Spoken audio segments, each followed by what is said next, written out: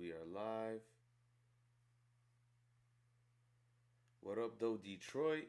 It's your boy 313 Sports Guru. And man, am I happy to let y'all know that our Pistons won again. The score was 115-94, Game 6, force a Game 7.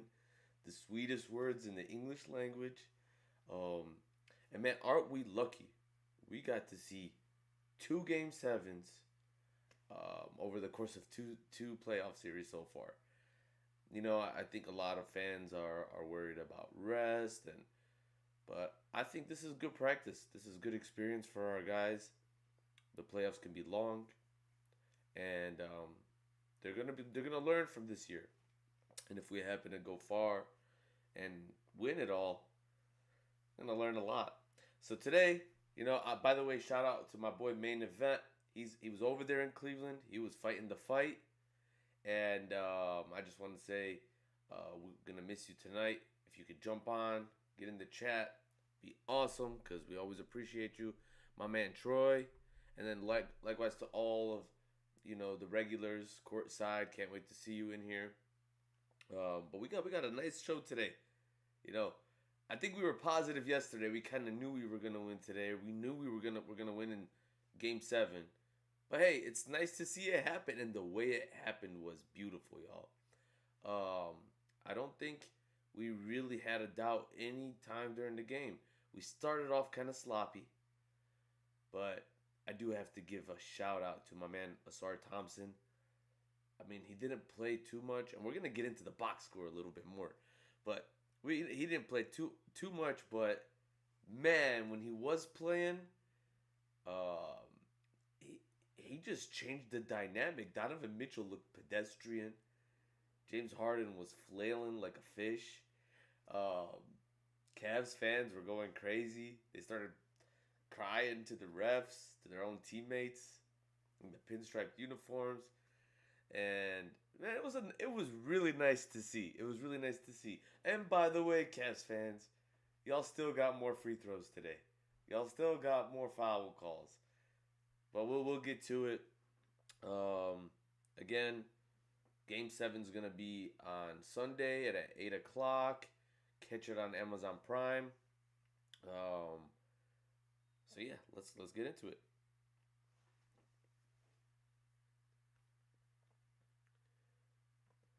So first thing I want to talk about is Cade Cunningham. Cade Cunningham came in. And, this game, by the way, we didn't win it playing hero ball. We won it by committee, the way it should be. Everyone came to play. From Marcus Sasser to B-Ball Paul to, I think, the only player that we saw for a little bit. And I'm not sure what's going on with him. It's probably just a bad matchup this series. But my man Isaiah Stewart, we haven't really seen him too much. I'm not too worried about it. He might be recovering from something. And I really think it's just a bad matchup. And good news, our guy Duran played a really, really, really good game today. I'm going to pull up the box score real quick. We're going to go through the box score because I did want to emphasize and show y'all how we really did win by committee today. Definitely needed everybody to get past the refs and the Cavs.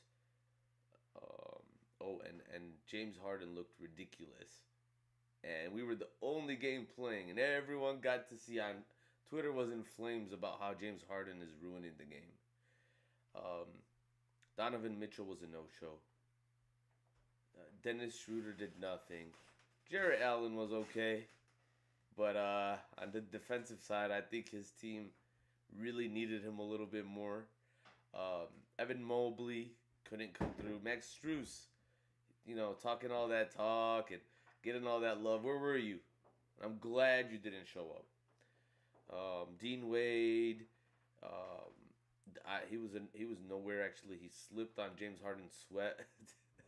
James Harden was mopping the floor, by the way. Every single time he would shoot, he had to make sure he mopped the floor. And just to let you guys know, the folks at the Cleveland Arena, do a horrible job of cleaning the floor. Our guys were slipping all night long on James Harden's sweat. So, just wanted to mention that. I'm going to pull up the box score.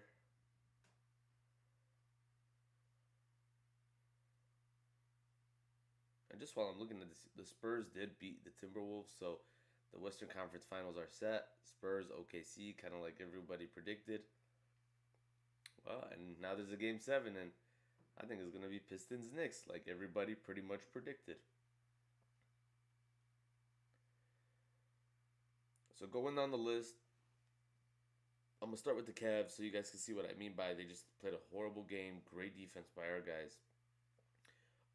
Dean Wade played 22 minutes, put up 2 shots, negative 16, did nothing.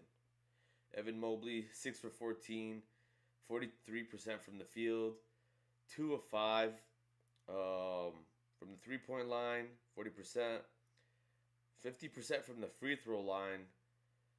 I mean, this is at home, by the way. They were playing at home. Just want to remind you all. And shout out to the Pistons fans that found a way to get in that arena and celebrate. Because at the end of the day, all I heard was Detroit basketball. And, you know, I was hearing MVP chants for Cade Cunningham. By the end of the game, the seats were empty except for Detroit Blue. It was a beautiful thing to watch. You know, Cleveland ain't too far away. But I know they tried to shut us down. They tried to even hire mercenaries from New York to try to come and fill the seats because nobody wants to watch a Cavs game. Jarrett Allen, 5 of 6, 83%, at 8 rebounds. Jarrett Allen had 7 offensive rebounds. I gotta tip my hat off to him, man. Like that's doing some good work right there. And he had a block and a steal. Donovan Mitchell, 6 for 20, 30% from the field, 2 of 6 from 3, and he only went to the free throw line 4 times today. Beautiful defense by our guy Ausar. Just all over the place. I think he had 4 steals in the first quarter. Crazy stuff from our guy. And yes, courtside, his flop sweat. He was flopping and mopping, and they couldn't even keep up. That's why, you know, one of his own teammates almost tripped over. Actually, he did fall late in the game, gave us a wide open dunk from Tobias. Listen, if you're gonna keep doing that, James Harden, you're gonna start hurting people. You know, something's got to give there. You just got to stop it. It's corny. It's really corny. James Harden, 6 of 13 from the field, 3 of 8 from 3. Just a bad showing there. 7 rebounds, 4 assists. They really couldn't move the ball around. They were playing a lot of ISO. He had 8 turnovers. He had 23 points. But most of them came at the line. He shot 10 free throws. Max Strus, 2 of 9. Irrelevant. 2 of 7 from 3. Irrelevant. 28%. He did have some rebounds. Had 8 of them. Dennis Schroeder, 0-4. Irrelevant. I'm not even going to go down because he doesn't got any other stats. Sam Merrill, 3 of 6. 2 of 5. Sam Merrill has some decent shots, but otherwise irrelevant. And then, you know, they brought up the guys at the bench for the last 2 minutes of the game because they had to wave the white flag. Beautiful thing to watch. Beautiful. That's how every Pistons game should end, with the opponent waving the white flag. Now on the other side, Ausar Thompson, in only 24 minutes because he fouled out on... And some of those foul calls, I know if you guys were watching, it was like nitpicking anything they could to get the guy out of the game. They just knew he was a game breaker, and they couldn't watch him stay in the game. Plus, he was a little hard to officiate because he's very physical, and like we would have blown him out of the water by 50 if Ausar was allowed to play. But he was 4 for 6. He 9 rebounds, 5 offensive, 4 assists, 4 steals, and a block. And I'm going to remind you guys, this is in 24 minutes. While, struggling with foul trouble. It was a plus 12 in those 24 minutes. A huge, huge 24 minutes from Ausar. The Michael Jordan of defense. Tobias Harris had a tough game, but he still showed up. Like, Tobias wasn't a negative because even when he's not scoring, he's still defending well. He's still passing the ball. He's still setting screens. He's still tiring out his opponent and causing mismatches. But he was a 2 for 7, 0 for 2 from 3. Didn't get to the line much, but he had 5 rebounds, 3 assists, 2 steals. It was a plus 6 points. No complaints there. I think he's going to bounce back and have an even better game. But we didn't need it today because everyone else was, brought their A game. Jalen Duren, again, talking about people who, were MIA. He showed up. Jalen Duren, 7 to 10 from field goal range. He needs to shoot his free throws better, but he was 1 for 4 there. He had 11 rebounds, 4 offensive rebounds, 7 defensive rebounds. So, he came to play. He gave you a 15-11 game in just under 28 minutes. That's productivity. And if you saw some of the moves, my man remembered who he was today. He remembered. He was Jalen Duren. Not what was the TikTok video calling him? A G League guy? Nah. This guy was an all-star. And our man Danish Jenkins, 5 of 11, hit some really, really clutch shots at the end to just put him away, bury him. And Danish, man, he's got that swagger. He's got that confidence. I love everything about his game. So, shout out to Danish. Really did a great job there, making sure that these guys didn't have any chance of coming back in the game. He had 3 rebounds and 3 assists, 15 points in total. Cade Cunningham, quiet game offensively. And I guess a 21-point game is not really quiet, but for Cade, it was relatively quiet. He was 7 of 19 from the field, but a huge 5 of 10 from 3. Huge. But if the Pistons are hitting threes, they could beat anybody and blow them out the water. He had 8 assists and 2 rebounds. He did have 7 turnovers. He had a stint where, he looked tired, turned it over once, twice, I think 3 times in a row. But overall, he had a lot of help, like I said, from his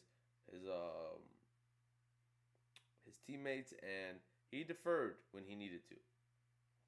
Caris LeVert, 3 of 7, 2 of 5 from 3, 3 rebounds, 3 assists, 28 minutes. He had 8 points. Caris LeVert, man, he's been coming to play, especially in Cleveland. He really loves to play in Cleveland. So if we could get this productivity out of Caris LeVert, then you're giving guys like, you're putting guys like Javonte Green, guys like Ron Holland in a place where when we do need them, when we need that insurance, they're going to be ready. They're going to be rested. So I really love how he's coming in and giving us the offensive boost off the bench, but also playing some really good defense. Troy, man, it's nice to see you, brother. Especially after a Detroit Pistons win, man. So we definitely handled our business. I think a lot of the stuff we were talking about, showed up today in the game. Troy, if you want to come up, main event's not going to be coming up here, and I'd love to have you on. So let me know, and I'll drop the link, and I'd love to chop it up with you, man. I know we got a lot to talk about because what a game. What a game. And I'm just going over the box score right now. I see Isaiah Stewart. He didn't play much, 4 minutes. Again, I don't know what's going on with Isaiah Stewart, but I think it's a matchup thing. He is an undersized center. Um, and they've got Evan Mobley and Jared Allen. Paul, we're gonna talk about Paul Reed, but Paul Reed came to play. I'm not complaining about Isaiah Stewart getting some rest. I'm really not. Going on, Duncan Robinson, 4 for 7. All his shots were 3 pointers. I'm cool with that. Some big ones. Really, really made it hard for the Cavs to even dream about coming back. They really had no chance because of Duncan Robinson. And we missed him. We missed him a lot, and he came to play. Marcus Sasser. Marcus Sasser. 4 of 5 from the field, 1 of 2 from three. Man, he is just energy. Marcus Sasser is energy. If we can keep getting that sort of productivity from Marcus Sasser, man, oh man, I think it's just depth. I think we showed today that the Cavs came in there talking about they got the most depth, and if they needed to pull out Tyson and pull out these other guys, Keon Ellis, where are they now? We haven't seen them, so I think it's us that we have the depth, and we're showing that, and it's really helping us stay alive in this series, and I think it's gonna help us overall win the series outright in a Game 7. Going further, having trouble logging into the chat, y'all, but I could do it on my second screen.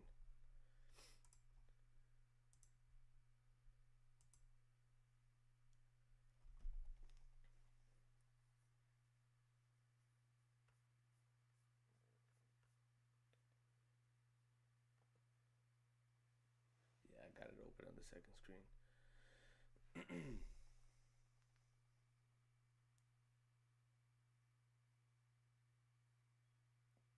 Paul Reed, man, 7 of 9, 1 of 1. I think this guy is like unbelievable. How many games have we seen him score more points than minutes played? I just think that's amazing. I really have never seen a player with so much productivity. I'm gonna drop the link right now, Troy.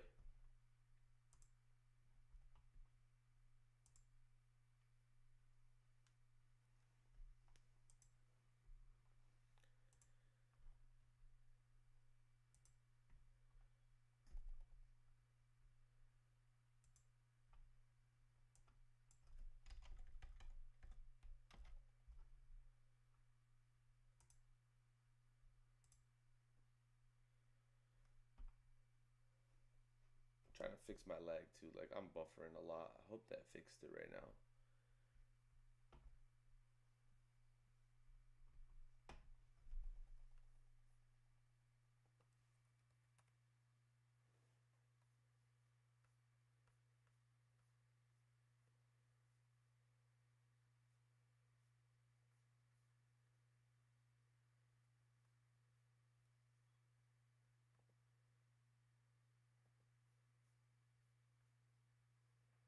One moment, y'all. I'm trying to find this link.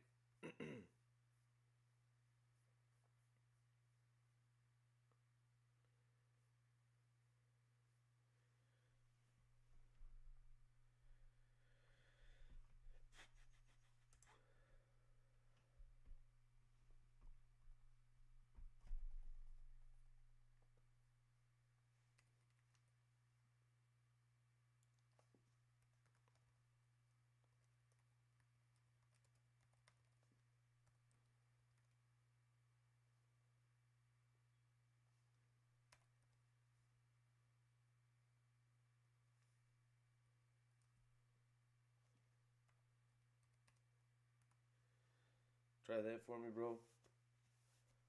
I'm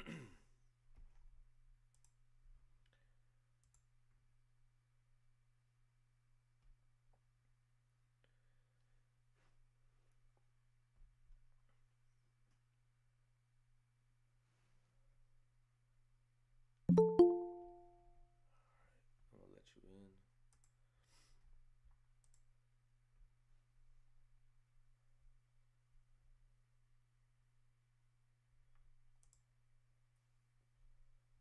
Yo, What up, though?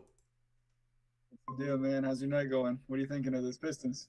Man, exactly what I always thought, bro. I never gave up hope, man. I don't know if you watched. You were on last live.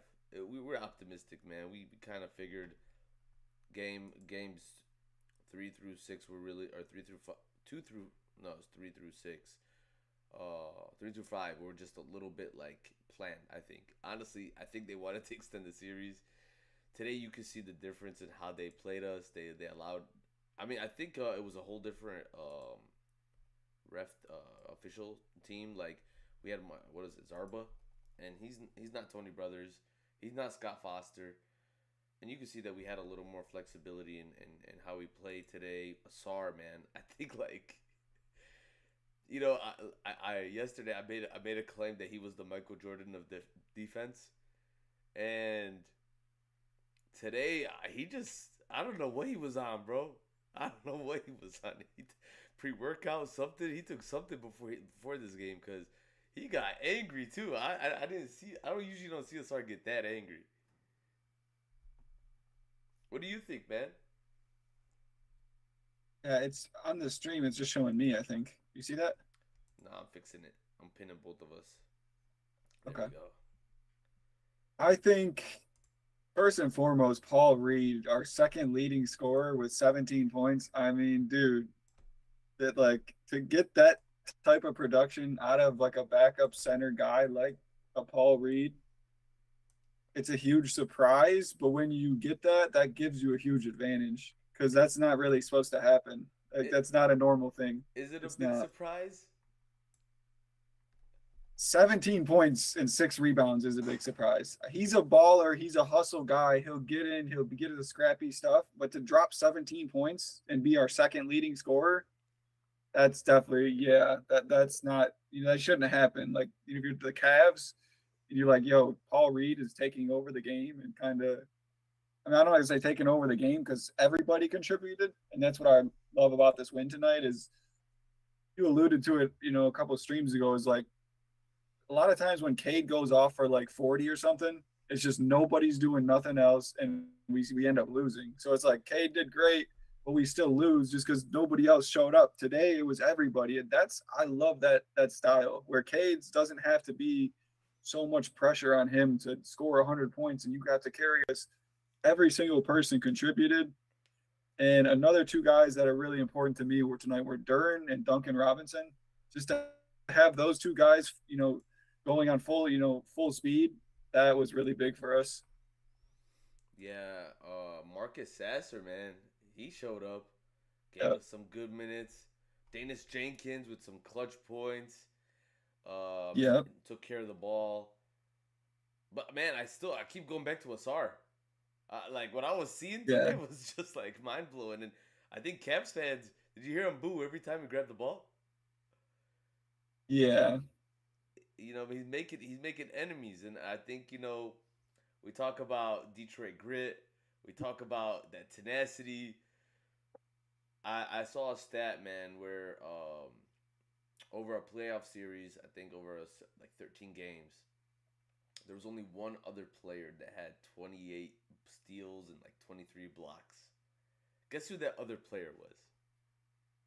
It had to be like Dennis Rodman or someone. It was none other than Ben Wallace. Okay. That makes sense. Big Ben, baby. And he had like 38 and 35. So like Ben Wallace, I mean, we talk about Dennis Rodman. Ben Wallace is right up there, right? But Asar's doing this at 20, 23. Did he turn 23 yet? Yeah, he's something like that. I don't know exactly. He's doing this at 23 in his second playoff stint. Um, Super raw, man. Super raw player. But the production is just insane. So, I mean, the sky's the ceiling. And I don't even think the sky's the ceiling. I don't think there is a ceiling for this guy. But how do you think what do you think blew it up for the Cavs? What do you think was wrong with them today, or was it just the Pistons defense? I mean, it just seemed like we wanted it more. We just came out with more intensity when it comes down to like rebounds, steals, diving on the foot, everything. We just seemed to want it more. And at the end of the day, like the way Ausar played, Duran was a lot more intense with the rebounds. Paul Reed's intensity, like Jared Allen he was getting dogged out. Like he was not doing anything. He couldn't stop us. Pretty much a lot of people were just having their way, and like especially with the rebounds, like the second offensive rebounds and stuff, that's a killer for a team, and it kills your like your attitude and like how you feel when you give up those second chance points and they're getting extra rebounds and it leads to points. And then we dish it out to Duncan and he splashes the three on you. It just it's demoralizing for them. So really, I think it came down to a lot of like the rebounding and the small stuff, those little details that started to chip away at them. And then I think that started to get into their head, like, yo, these guys are just like dogs, and we're not really matching this. We have nothing to match up with this. And it came from everybody to the point where, yeah, I think we kind of just out hustled them to Detroit Pistons style. We just did the dirty work tonight. And they still got more foul calls than us. They still got more free throws than us. But you made a great point. Jarrett Allen only had one defensive rebound, but he had 7 Mm-hmm. offensive rebounds. But that just says a lot about how hard it is to grab a rebound on the other side. He's really not able to get those rebounds off of our misses because our guys are going up there and we did the same thing with Orlando Magic. They were out Mm-hmm. rebounding us during that stint where they went up 3-1 on us. But then once we started, it was like intentional that we'd start volleying the ball, like tipping it out and getting those offensive rebounds. I saw the same thing today. Um, Hopefully we go into game 7 with the same attitude. I don't think they know how to figure us out at this point. Like today was it was not like any of the other 6 games. We kind of stifled them. Donovan Mitchell was gasping for air. I Yeah, think. 100%, 100%. And then what do you think about our guy Ausar throwing Miro to the ground? Did you think that was overblown, or how do you feel about that?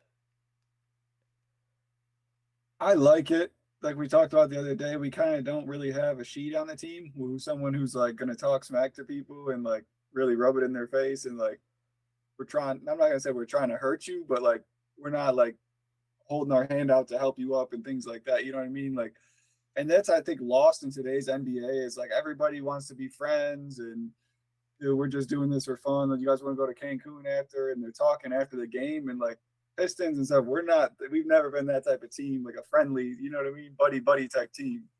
So I like that Asar is taking on that. Like, even though he's not a really outspoken, he's more of a quieter type dude.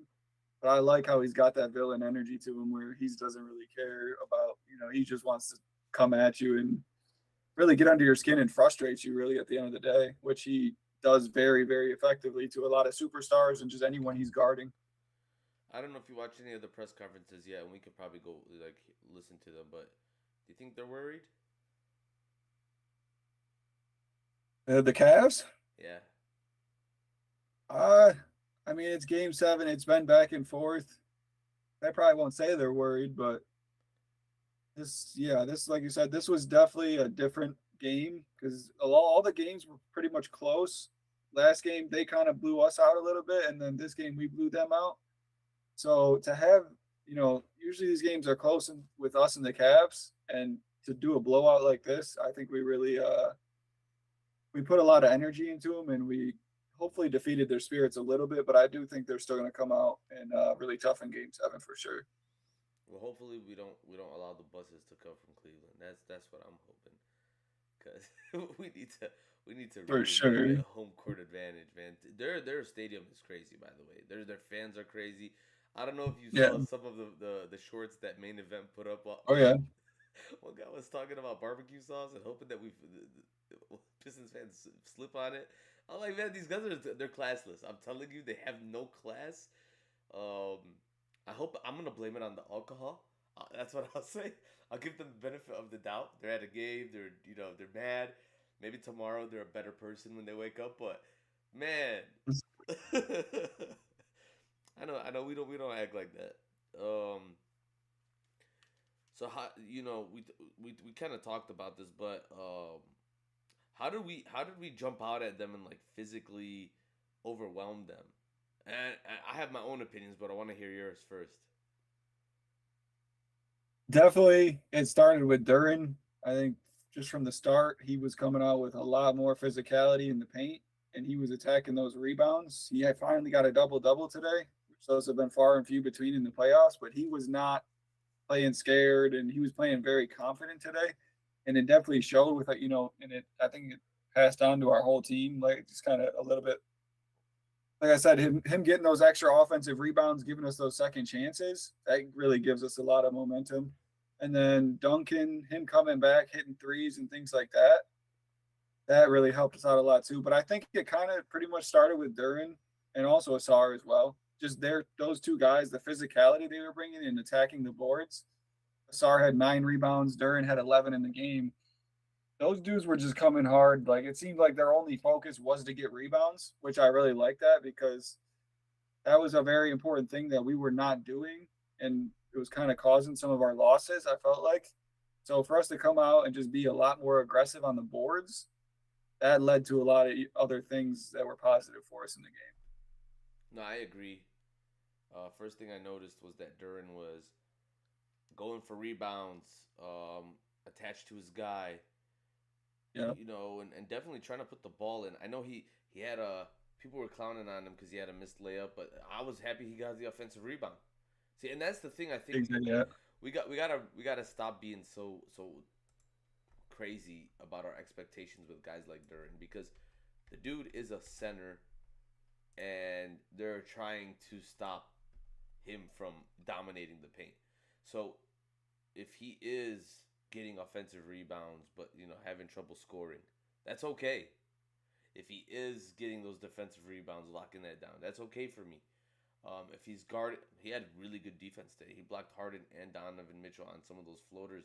After that, I saw Donovan Mitchell come in the paint and then sneak back out, and that was the first time I think all series long where I actually seen that. Donovan usually feels much more confident attacking the rim and yeah. putting that little floater up there. Um, how about Cade? What do you think about his game today? Was he aggressive enough? Do you think he needs to be more aggressive in Game 7? Was it? What do you think? Cade did absolutely amazing. He did pretty much what we wanted him to do, and it wasn't working in some of the past games, maybe some of the losses when he was getting blitzed and he was kicking it out. We just weren't hitting the shots. But tonight we were hitting the shots. So he didn't have the huge point game, but that's okay because that's what we really want. The Pistons, how we're built is the whole team is supposed to contribute. We only have one superstar, so he's not going to be able to carry us every game. We really need a team effort for us to win with our identity of team ball, defense, things like that. So I think Cade was good on defense and 21 points. The 8 assists is really what I like the most because those assists, a lot of them were kicking it out to 3-point shots. So the threes, I think, were huge for us today. We hit 16 threes. So we hit 44% from three. And to me, that was, I'd say, the main difference of us just pulling away was hitting those threes, his switching those shots. It killed their confidence when we're just draining threes. I mean, all the guys were locked in. And yeah, I like the way Cade was facilitating. He wasn't too focused on scoring, even though he dropped 21, but he was more just getting everybody involved and everybody was on the same page and they were ready to make the shots tonight. So I loved what Cade did. And kind of what were you thinking on Cade's performance? Well, I was looking for leadership more than anything. Um, like we mentioned in other lives, he when he does do play hero ball, some guys play hero ball and they defer really well, like Jokic, right? The ball's in his hands a lot, but he's able to make the right reads. He empowers people. When people play with him, they feel like they're better. And that's one of Cade's superpowers. But he's still young. There's chemistry issues sometimes. So I was looking for him to kind of resolve those things and help his guys get into better positions. I think we've seen that today. I think we've seen where Cade stretched the floor. He became a floor stretcher a little bit and allowed Danish, allowed Karis LeVert. I mean, he goes under the radar, but Karis LeVert, he was really big today, handling the ball, being a secondary playmaker. Um, I really loved that JB brought Duncan off the bench because it staggered firepower in the right way. Like Danish got to start the game handling the ball with Cade there as a spot up shooter. And then once you brought Duncan in, then Cade was able to like bring the ball up, but he also kept Karras there as a secondary play. I thought the rotations were like outstanding, and they played right to Cade's strengths and Cade's leadership and poise in those moments. A lot of superstars, they get so frustrated where they start to ball hog, and you know it hurts the team. And just to be honest, in a couple of the other games, I don't want to call it ball hogging, but I think Cade didn't know if he was supposed to take over because his teammates were like, "We're waiting for you." This game was different. This game was like I saw, and I think Karis LeVert is a huge part of that because he's like Tobias in the fact that like maybe people didn't like it during the regular season because he would try to handle the ball too much, but you need that secondary ball handler. So if it's Danish, if it's Karis, Tobias, if you saw today, was not that guy. And I don't think he really should be as often as he was the past couple games. He should be that third guy, the third playmaker off of, to give the hockey assist to maybe Duncan on the three-point line.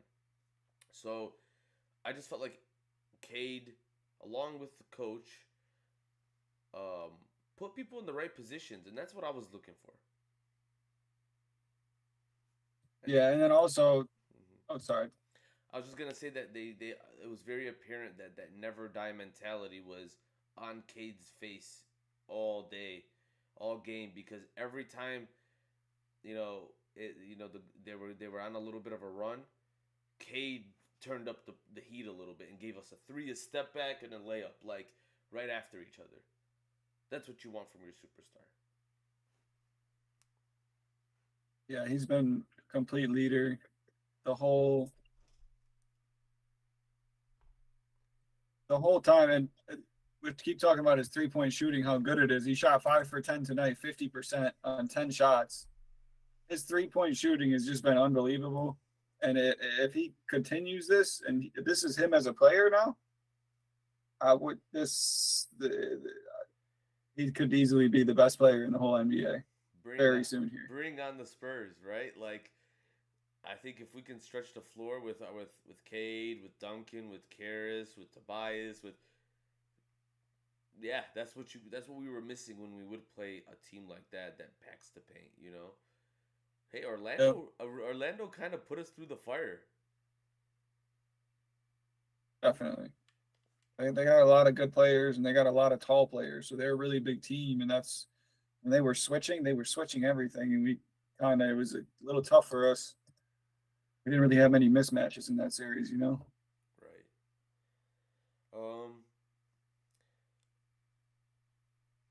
Yeah, the role players, let's talk about that a little more. How important are they for Game 7?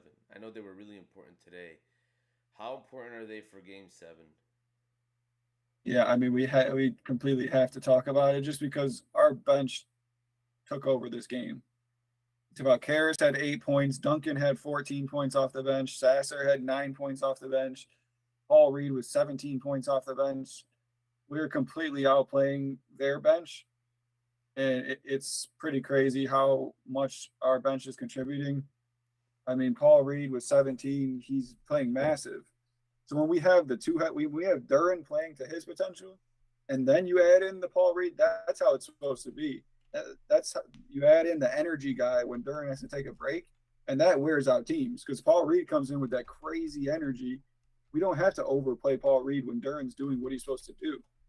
See, when we're overplaying Paul Reed, he's not as effective. He's super effective when he's not playing that much, and he comes in with super high energy, and then whoever the Cavs are putting on the court is like having to deal with that. So he was in a really good spot. I think just because everyone was, on full cylinders, Harris played well, and I love that Sasser got the time. I think Sasser's a really good player. He's a winning type player coming from Houston. Every team he played on with Calvin Sampson, they were one of the top teams in the whole college basketball. And there's a reason. And Sasser was the leader of that. He plays super good defense. He hits shots when he needs to hit shots.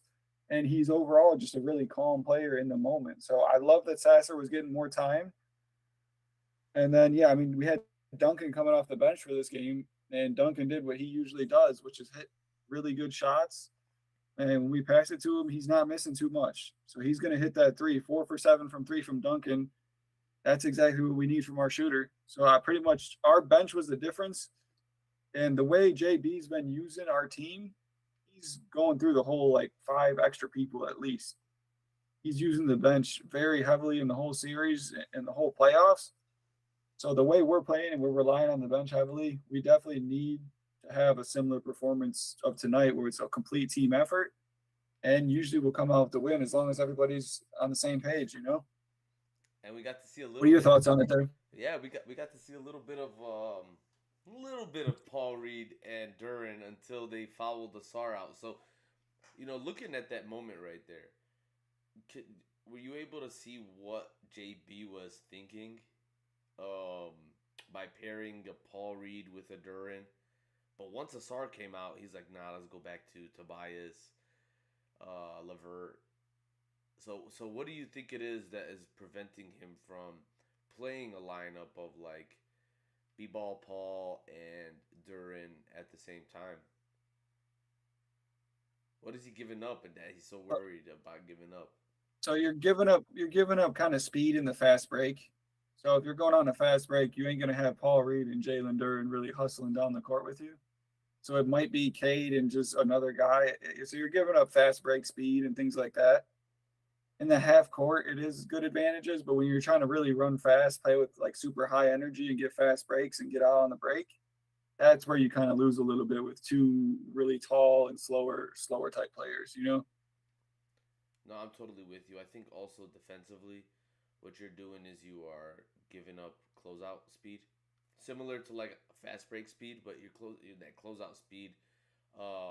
And then once you lose closeout speed against a team like Donovan Mitchell, James Harden, Max Strus, uh, they, Evan Mobley, what happens now is that one good hockey assist and everyone's scrambling, and then you get somebody in the corner. So when you're trying to close out a team, and you don't want them to hit those threes so that they start getting that confidence. Because James Harden, as much as I hate the guy, he'll give you a nice step back in crunch time and like threaten to come back. And so he did that. And then Donovan Mitchell I think hit one. And so, but I was so happy Danish was able to come in, hit a shot.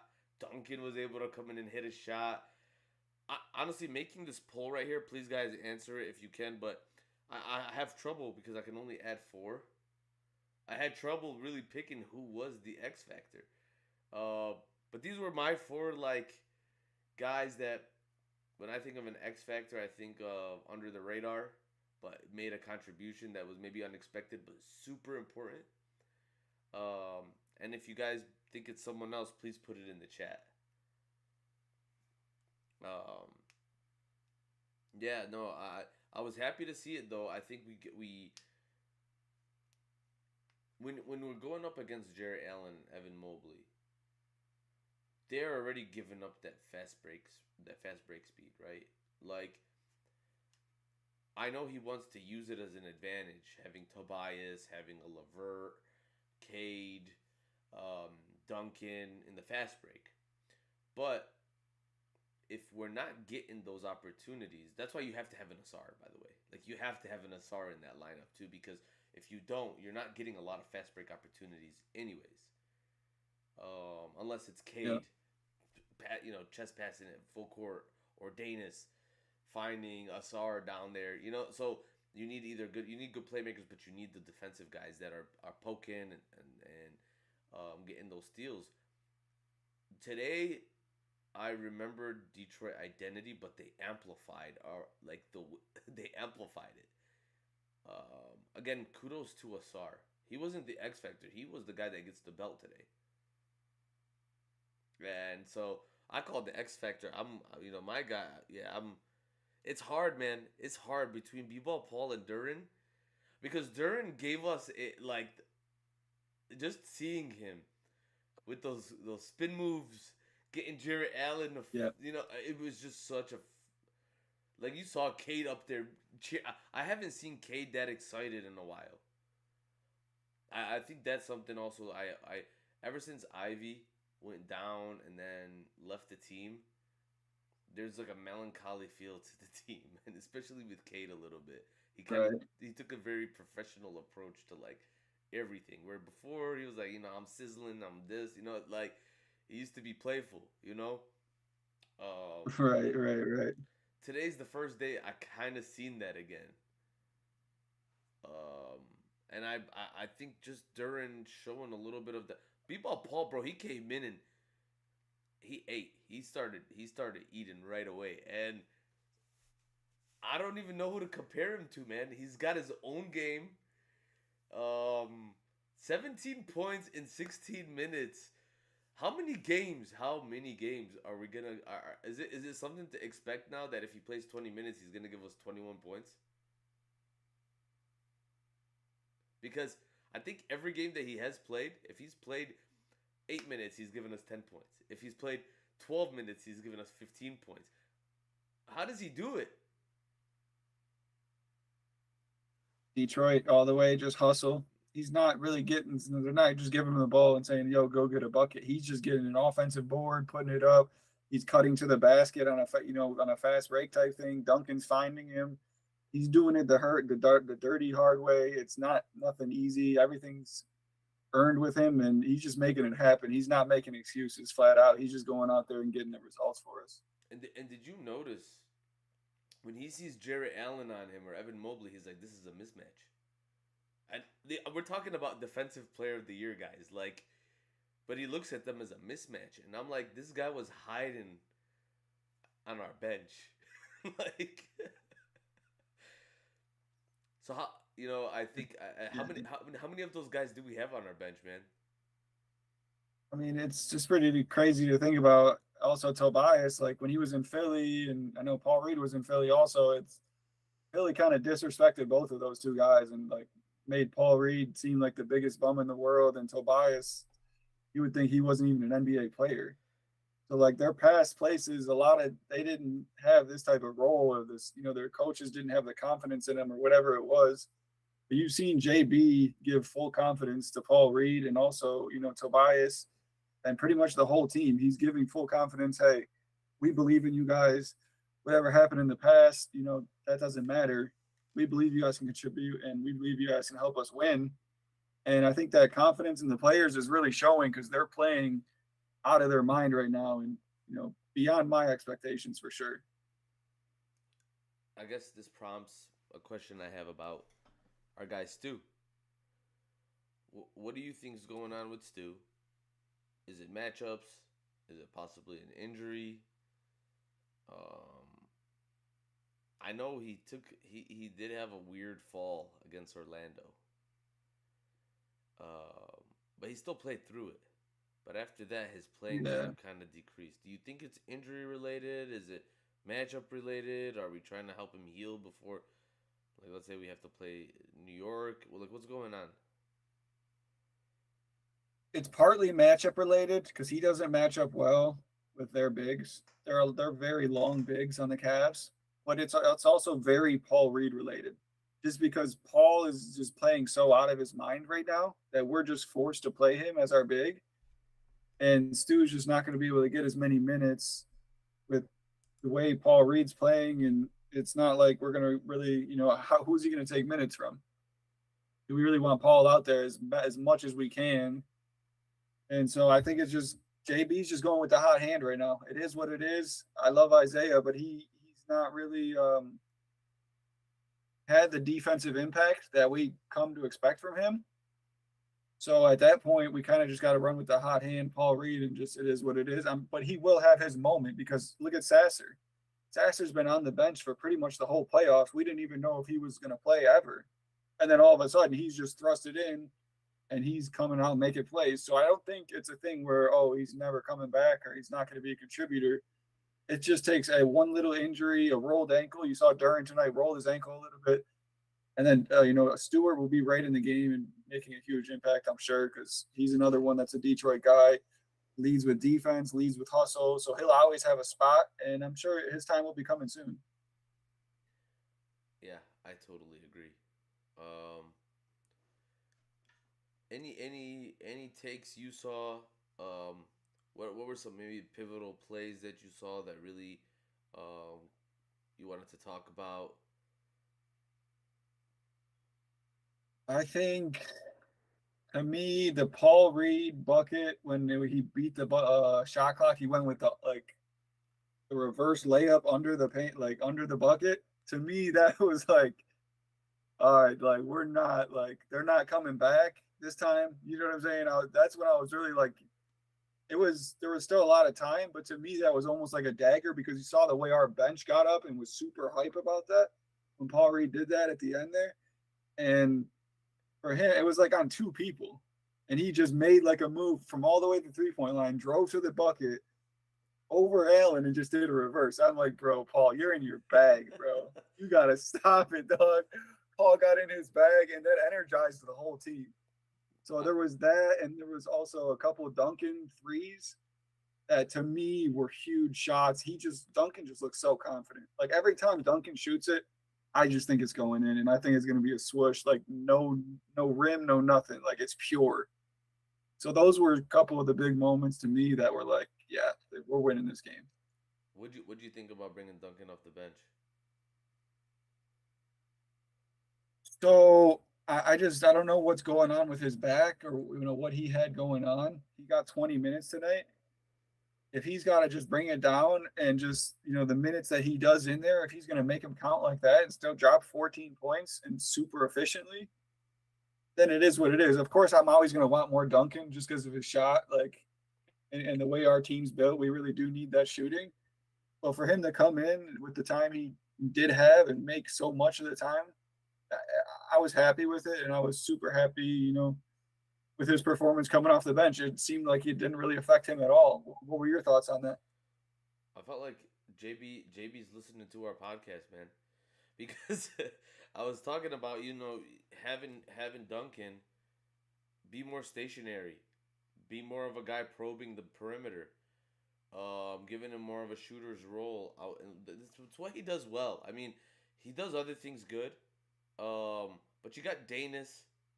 He could play, that secondary playmaker, the guy that's off ball.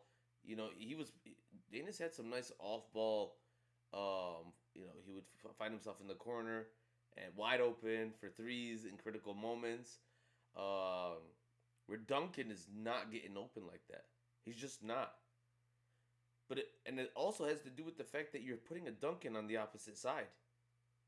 So you got to respect the right wing, the right corner. The left corner becomes completely open. So I think it's like an assembly. It's like, let's say, for example, I love analogies. But let's say the job is to build a car, right? Motor City analogy, right? The job is to build a car. Before we were asking Duncan to do multiple jobs, and he's not really good at it, but he's awesome at building the tire. He's just really good at it. And if we're able to allow him, put him in that on the assembly line to just build the tire, and then find someone else to do those jobs he was doing, now you're taking away from that exhaustion that he's feeling. He's able to really focus in on building that tire really good, shooting that three, getting open, Yeah. and then he's spacing out for everybody else, right? So the way I look at this team today, JB put the assembly line together perfectly. And the conductor didn't have to do much. Cade was just sitting there like, I'll fill in where y'all need me. All right, we need a three here. I got you. All right, I'll drive it down the lane right here. It looks like this guy slept on the job for a second, or, so, again, the analogy. We built the car today. We built it efficiently, and we had the guys in the right spots. Duncan, if we need him to be that stationary guy, bring in Karis LeVert, bring in Danish, bring in Ausar. Ausar played a great. Um, I don't even know. I don't even know what like Ausar makes me like he breaks logic, right? And he starts to like open up things in crazy ways on the court. If he can start hitting that mid range, and again, I think he's watching the show too, man, because I kind of Yeah. asked him to do exactly what he did today, offensively. He started shooting the little couple mid rangers, and how many points did he have in 10 points? Yeah. 10 points. He shot a three. I want him to take a couple more, but honestly, after that, after a certain moment, they just nitpicked with every single one of his plays and kicked him out the game. So he didn't really have the opportunity to contribute late in the game, or in the second half, I think, at all. So if he did have that chance, I think you would have saw a game of like 15, 12 rebounds. God knows how many steals this guy would have had. He had 4 in the first quarter, I think. Mm-hmm. The block today, man. The block. Did you see that? Yeah. Yeah. So every game we're getting some highlight reels from Ausar, just embarrassing the other player. That, by the way, I think it was on. That on Donovan? I forgot who it was on, but it was embarrassing, bro. Whoever he blocked like that, it was on Donovan, I believe. Yeah. That's a superstar. That's their guy. That's their Cunningham. It Right. it's demoralizing. Um, but no, that's what I thought about bringing him off the bench. I think it's more of a puzzle piece kind of thing of let's fit things together properly. And man, is if Kevin Herter comes back, do we play him?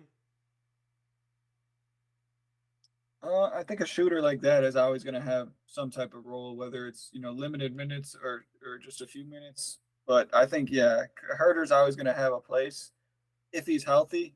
So I don't know what was going on with him. Is he injured still, or what happened?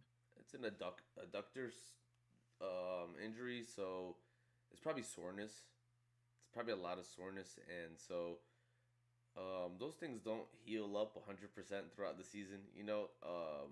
He's probably had it, and it maybe I think what the coaches are saying is, listen, let's save you for later. Like, let's save you. If Duncan does go down, Danish, Karis LeVert was on the injury report too. Something's going on with his heel. So we are getting into like 14 games after 82. So Right. this is when you got to start playing chess. You got to start like as a coach saying, Cade played 40 minutes today, right? He played Yeah. 48 last game, 42. so he's playing a lot of minutes. A He's all, lot. he's also playing hurt a little bit. I don't know if you noticed, but the dude, he does wear like, what's it called, cushion around his waist and his ribs when he Hmm. plays. So he's playing injured. That's, I think, why you're seeing the 3 point shot becoming more frequent. But hey, it Okay. might Yeah. Yeah. Yeah. it might be a blessing in disguise. Hey, main I event. think so. Main event's in the chat. What up, My though? guy. My guy. Hey, man. If you're in the bus right now, I know it's probably loud, but if you do want to come up, let me know. We'll make it happen. If not, hey, we would welcome you in the chat. So, please, guys, again, the poll is up. Who do you think was the X factor? And if you think that those options, there's other options, please put it in the chat. So many guys came to play today.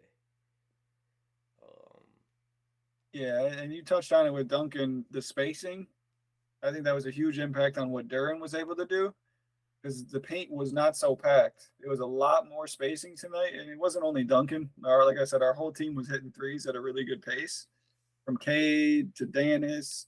Everybody was shooting it, and that was opening up the spacing a lot more. where Duran maybe had a one-on-one where he could just do a spin move and just do what he kind of wanted to do without getting double teamed or triple teamed. And I think it really opened it up for Duran. So when we're shooting like that, it helps Duran out a lot. And people don't really realize that. It's like, how does this help the big? It helps out the spacing. So now he's not so packed in the paint. He's able to work and do some things that he needs to do because it's not easy to the moves that he does. He needs a little space to do that, move around and things like that. So yeah, having Duncan back, I think that really helped out Duran to get a little offense going, and he definitely did that tonight with 15 points. That's really all we need out of Duran, a 15 and 11 tonight, and he had 3 blocks, like you said. He was really good on defense as well.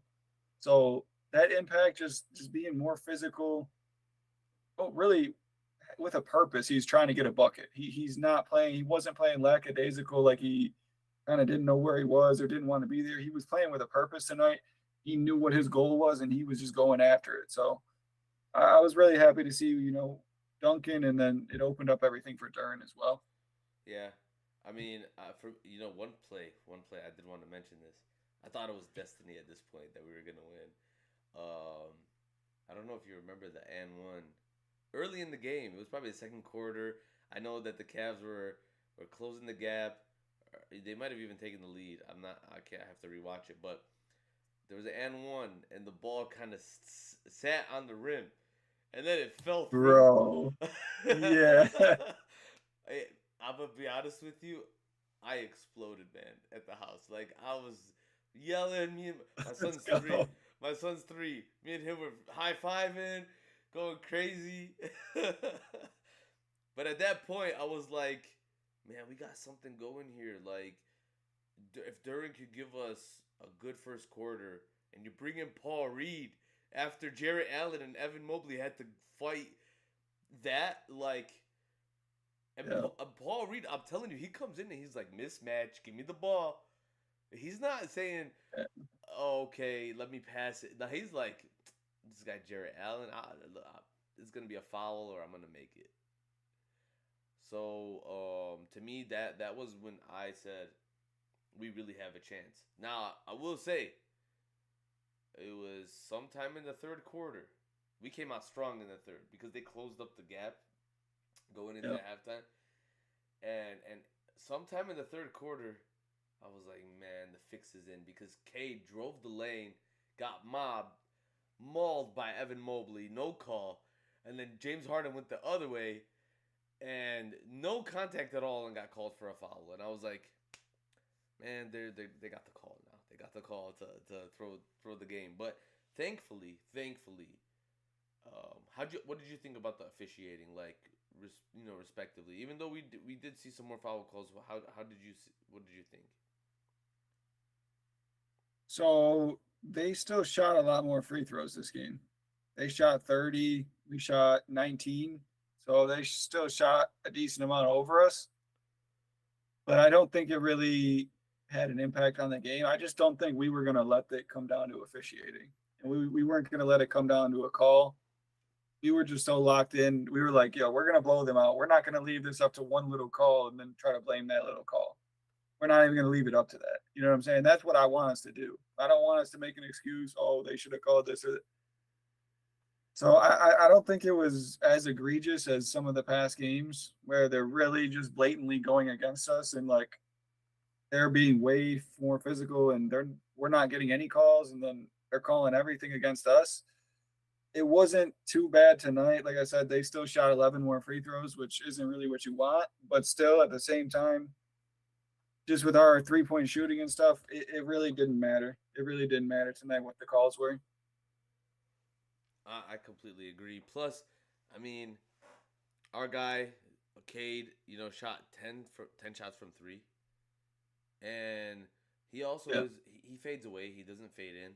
Like, there's other players that they kind of try to get that contact. I know Cade's been trying to do that a little bit, but it just doesn't work. Like, it doesn't look right on him, to be honest.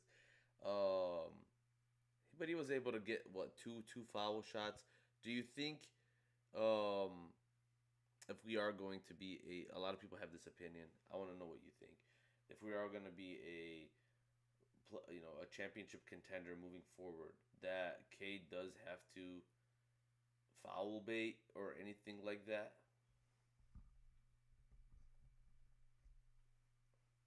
I I do. I think Cade needs to be a lot more aggressive. I don't know if he needs a foul bait or maybe he just needs to force foul. Like, so he kind of does need to foul bait, yeah. Or he doesn't have to flop, but he just needs to run into people's chests and pretty much force them to foul him. Because you see pretty much most superstars, like you look at Shea Gilgeous at Alexander, he's shooting like 13 free throws a game. You look at most superstars, Luka Doncic, pretty much all the superstars are shooting 10 plus free throws a game, and that's why they average about 30 points.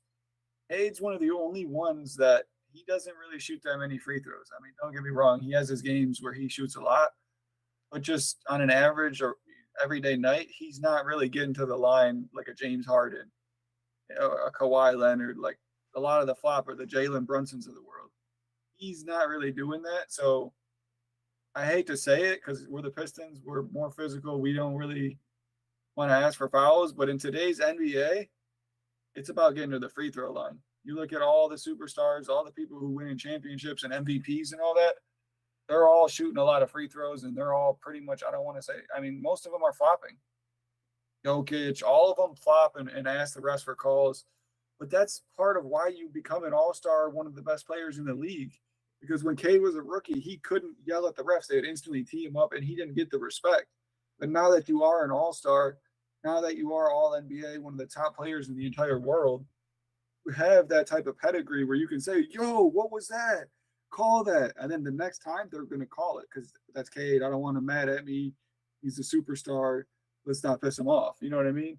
Mm-hmm. So I think he's deserved and he earned this right to not foul bait, but be more aggressive and ask the refs, yo, you got to start calling that. So yeah, I do think he should start doing something along those lines because I mean, 2 free throws tonight, that's crazy for a superstar player. That's really crazy.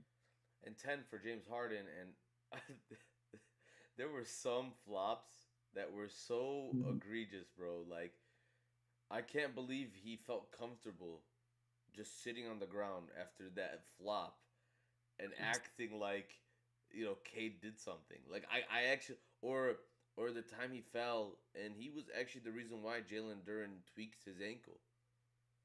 Mm-hmm. You're gonna get people hurt out there. I don't want Cade to ever become that guy. So I'm I'm No. I'm totally with you. I don't think he should ever try to be. I go back to the guy, Mr. Big Shot, Chauncey, ethical player. You know, fadeaways, 3 pointers, drives. But when he needed 2 points to close out a game, you'd see him go pump fake, get the guy in the air, and go get his two free throws. But it wasn't all game. It was strategic. It was in certain areas, and he would find the mismatch on a rookie, on someone he knew who would jump, like he scouted them, and then he would do it that way. I think if Cade could find that balance, that's better than what Shea does. That's better than what James Harden does because they do it. It's their game. I don't even think like Shea. Shea disappoints me because I think he'd be a really good player even if he didn't foul bait.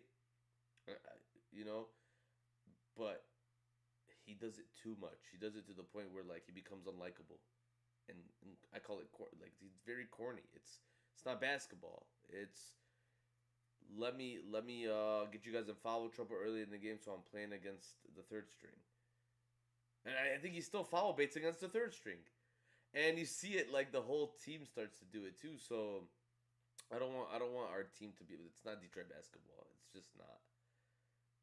Um, but that's my thing. I'm against this unethical. Like when the Pistons were able to get different whistles, like throughout the season, and I was like, thankfully, basketball's coming back.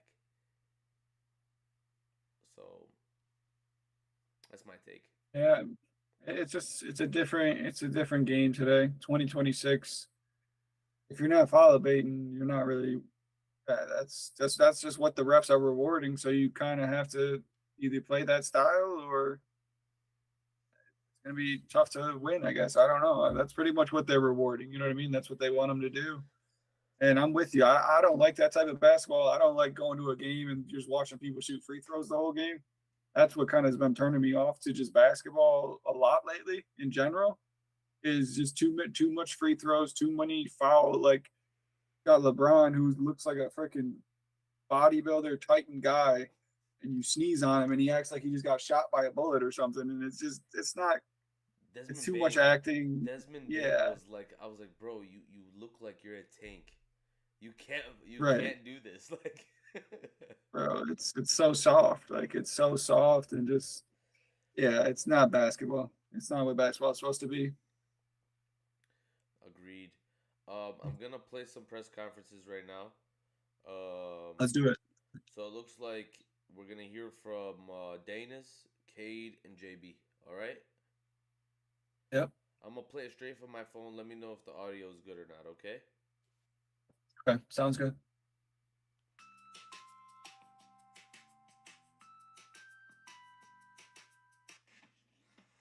Ready when y'all are.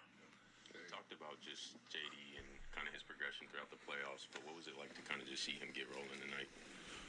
Thought it was great. Thought his aggression was great. When he had the ball, when he didn't have the ball, going, rebounding outside of his area, he did a lot of great things tonight. And that's who he is, so that's who we need him to be in these playoffs. He really set the tone with that. Okay, what was the key for you guys defensively tonight to hold them to, I believe it's 29% in the second half? Just our will, executing the game plan, obviously, but just our will, our aggression, and, getting into the ball, not wanting to lose. I mean, they got good players over there. They got guys that can really make plays, so, it takes a lot of effort to guard them. It takes all 5 guys to guard them, and I thought we did a really good job. Hey, what is it about this team where it seemed like, going back to last year actually, where it seemed like you guys are at your best when y'all are going through adversity? We stick together. We stay in the moment. We don't get ahead of ourselves, but most importantly, we stick together. And, when things get ugly or whatever, we come together, we talk. We get back in the moment, and then we move forward from there. You guys always talk about your depth. How great was it for you to see all your teammates pretty much coming in off the bench and contributing tonight? Yeah, it was great. We needed every bit of it. Sass was amazing. B-Ball obviously did it again. Had another great game. Vert's been great all series. I mean, it's been a collective effort. Having Dunk come back, he made some huge shots for us. So it's been a collective effort. We needed every bit of it. Great team win. Seemed like you guys got really comfortable with that four-guard set at times during the game. Just what do you like about that, especially when they're sending multiple bodies at you? Yeah, I mean, we got 4 playmakers out there.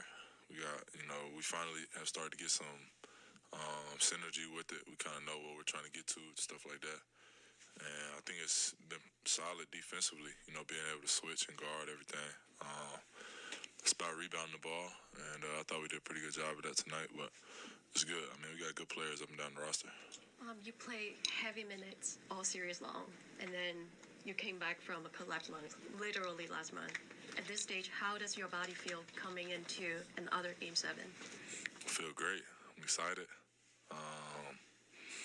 I still got a lot of adrenaline in me, so I feel great. I'm ready to go.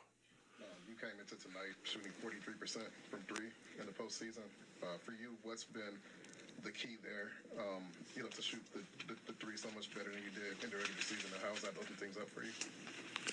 I mean, just letting it fly, trusting my work, being really intentional with how I warm up, and,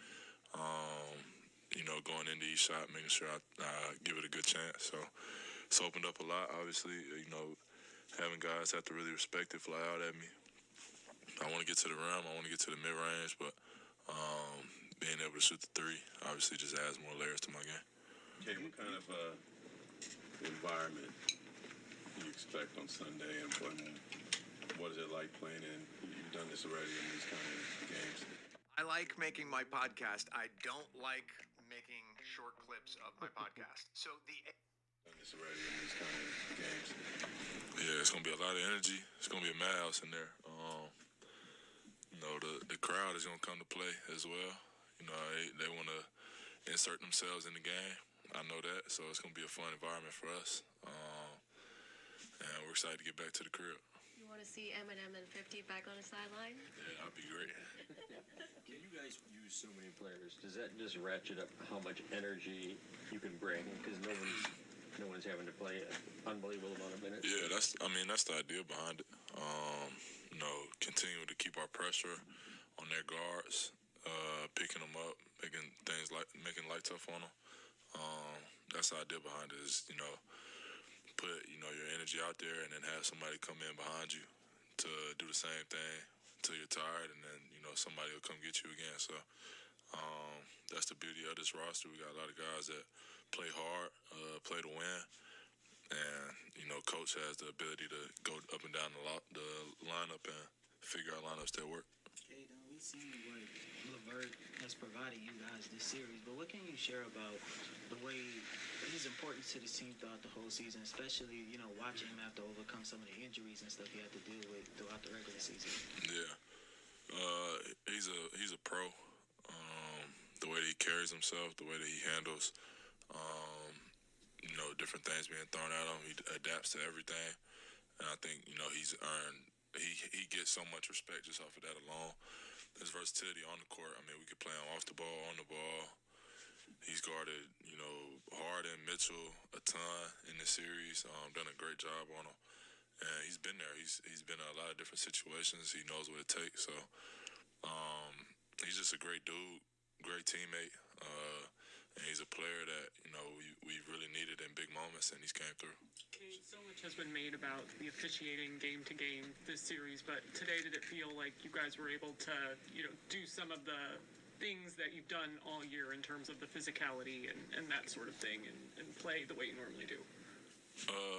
Yeah, I mean, there's always going to be something you can complain about. Like, I could still complain that Ausar had 6 fouls, a couple of them being tic-tac fouls or whatever, picking guys up. I'm sure that they're complaining about stuff. Both teams are going to complain every game, pretty much. So it's really about just, what we can do system-wise and controlling the controllables. And that's really about it. I mean, the refs are going to be the refs. I can't control that, so it is what it is. What is it about B-Wall that's kind of allowed him to thrive all throughout the postseason, but specifically in this series?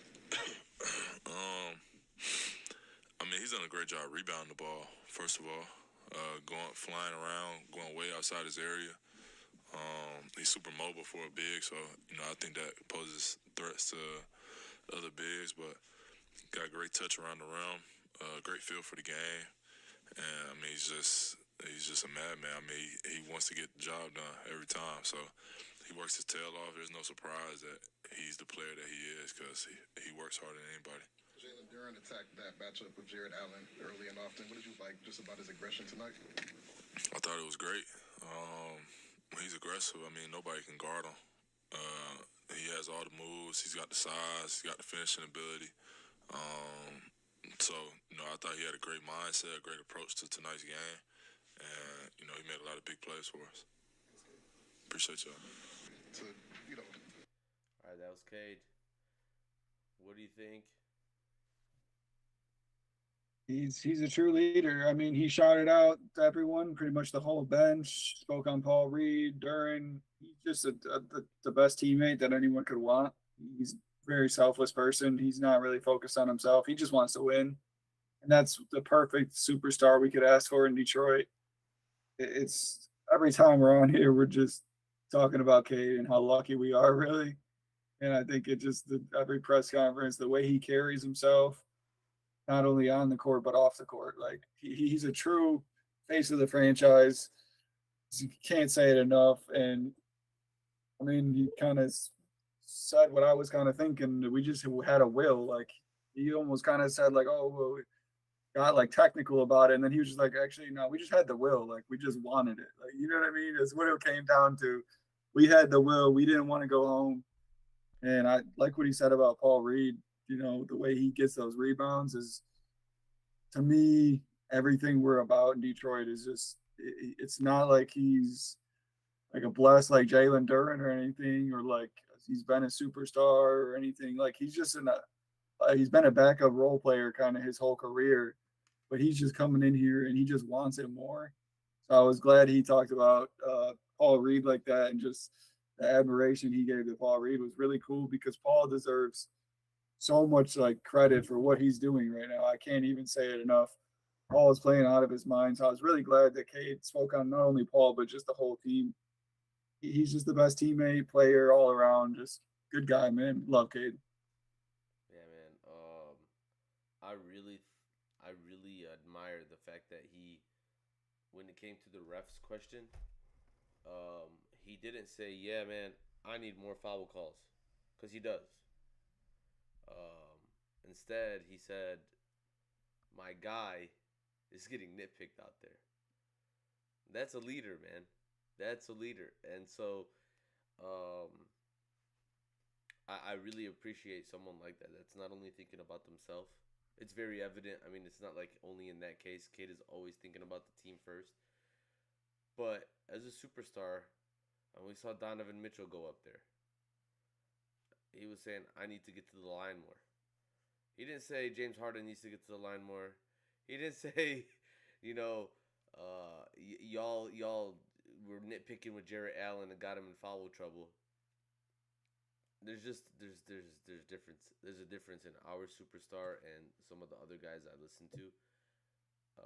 He just seems to always have the perfect answer. And I'll say this, like he would make a very great politician.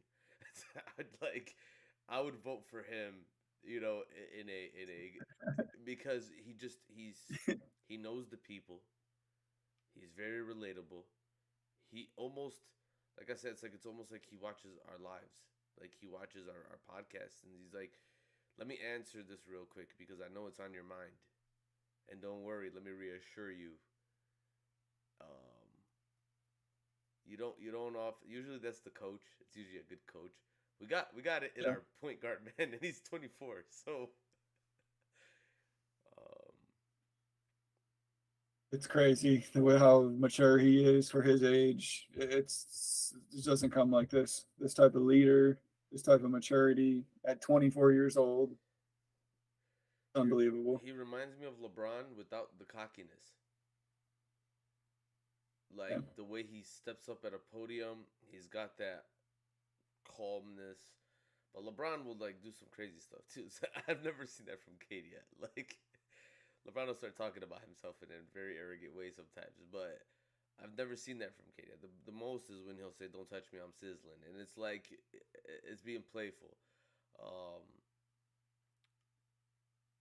I think the only other guy maybe is like Jalen Brunson. I'll say he's a very humble guy. But again, even him and Josh Hart go at it. It's playful though. It's playful. But there's still cockiness there. With Cade, I have not seen cockiness.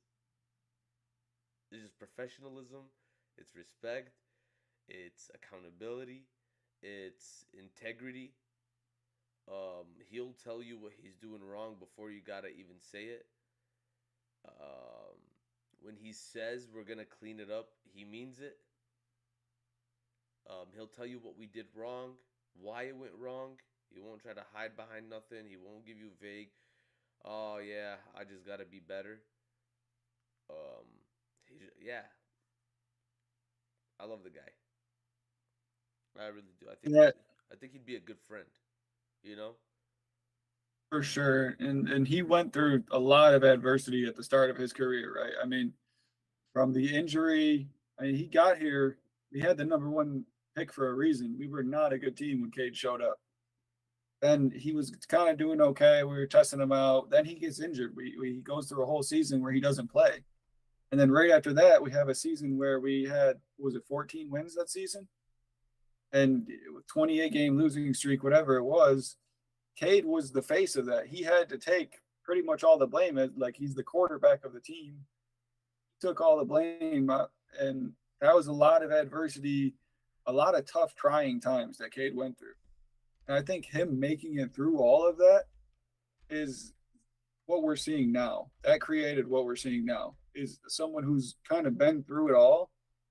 And now he's at the point where, hey, this series, it's still, you got to get to 4 games. he's so mentally focused. Nothing's too big. The moment's never too big for him. He knows what the goal is. He's always just calm. He's super calm. Like we say, he's like a veteran. He's like a 10, 13-year vet or something. Yeah, I almost don't like. I'm never afraid of like the moment. Like usually when my Pistons are in a very big moment or the Lions, I'm like nervous. When it comes to, I honestly with the Lions when they had Dan Campbell and Ben Johnson and they had the team, I felt very comfortable. I felt like when they would interview, they were being honest in the same way. I kind of could trust what they were saying. Cade gives me that same feeling where even when we were terrible, he was saying we're not that terrible. I'm assuring you guys we're not this bad. Yep. And now you see it. Now you see Yeah. it. So he gives us that like as fans you kind of want it. You want that after every loss, after going down 3-1. I mean, the guy said, "Hey, listen, it's first to 4. Look where we are right now. Yeah. We'll go up 2, level-headed." He said, "It's still not done." I was watching when they were walking through the tunnel and everyone was celebrating. His answer was more work to do. Yeah. So you like as a fan, I love knowing that that's the leader. Definitely. We're lucky to have him in Detroit. That's for sure. I don't miss the Andre Drummond years. I love Andre Drummond, but I don't miss relying on him to be the leader in the locker room. Or Reggie Jackson, God bless him. There's differences. You know what I mean? Yeah, there's very big differences. But now next is we're gonna listen to Danish Jenkins. Let's do it. Great game from Danish. 15 points tonight. What a beast, man! What a beast! And his attitude is so. He reminds me of that kid that got bullied, and he's like, you know what? I'm sick of being bullied. I'm sick of it. And he's like, don't mess with me. What? Don't even look at me. Watch this. I'm trying to jam it. Yes. When he gets it going and he's like talking his smack and going off, that's like a cool thing. You know what I mean? I love it. He's the people's player. That's who he is. Definitely. Plays for us. Appreciate y'all. Win it 30-11 and just to hold them to 29% overall in the second half. What did you like about what the group was able to do defensively tonight?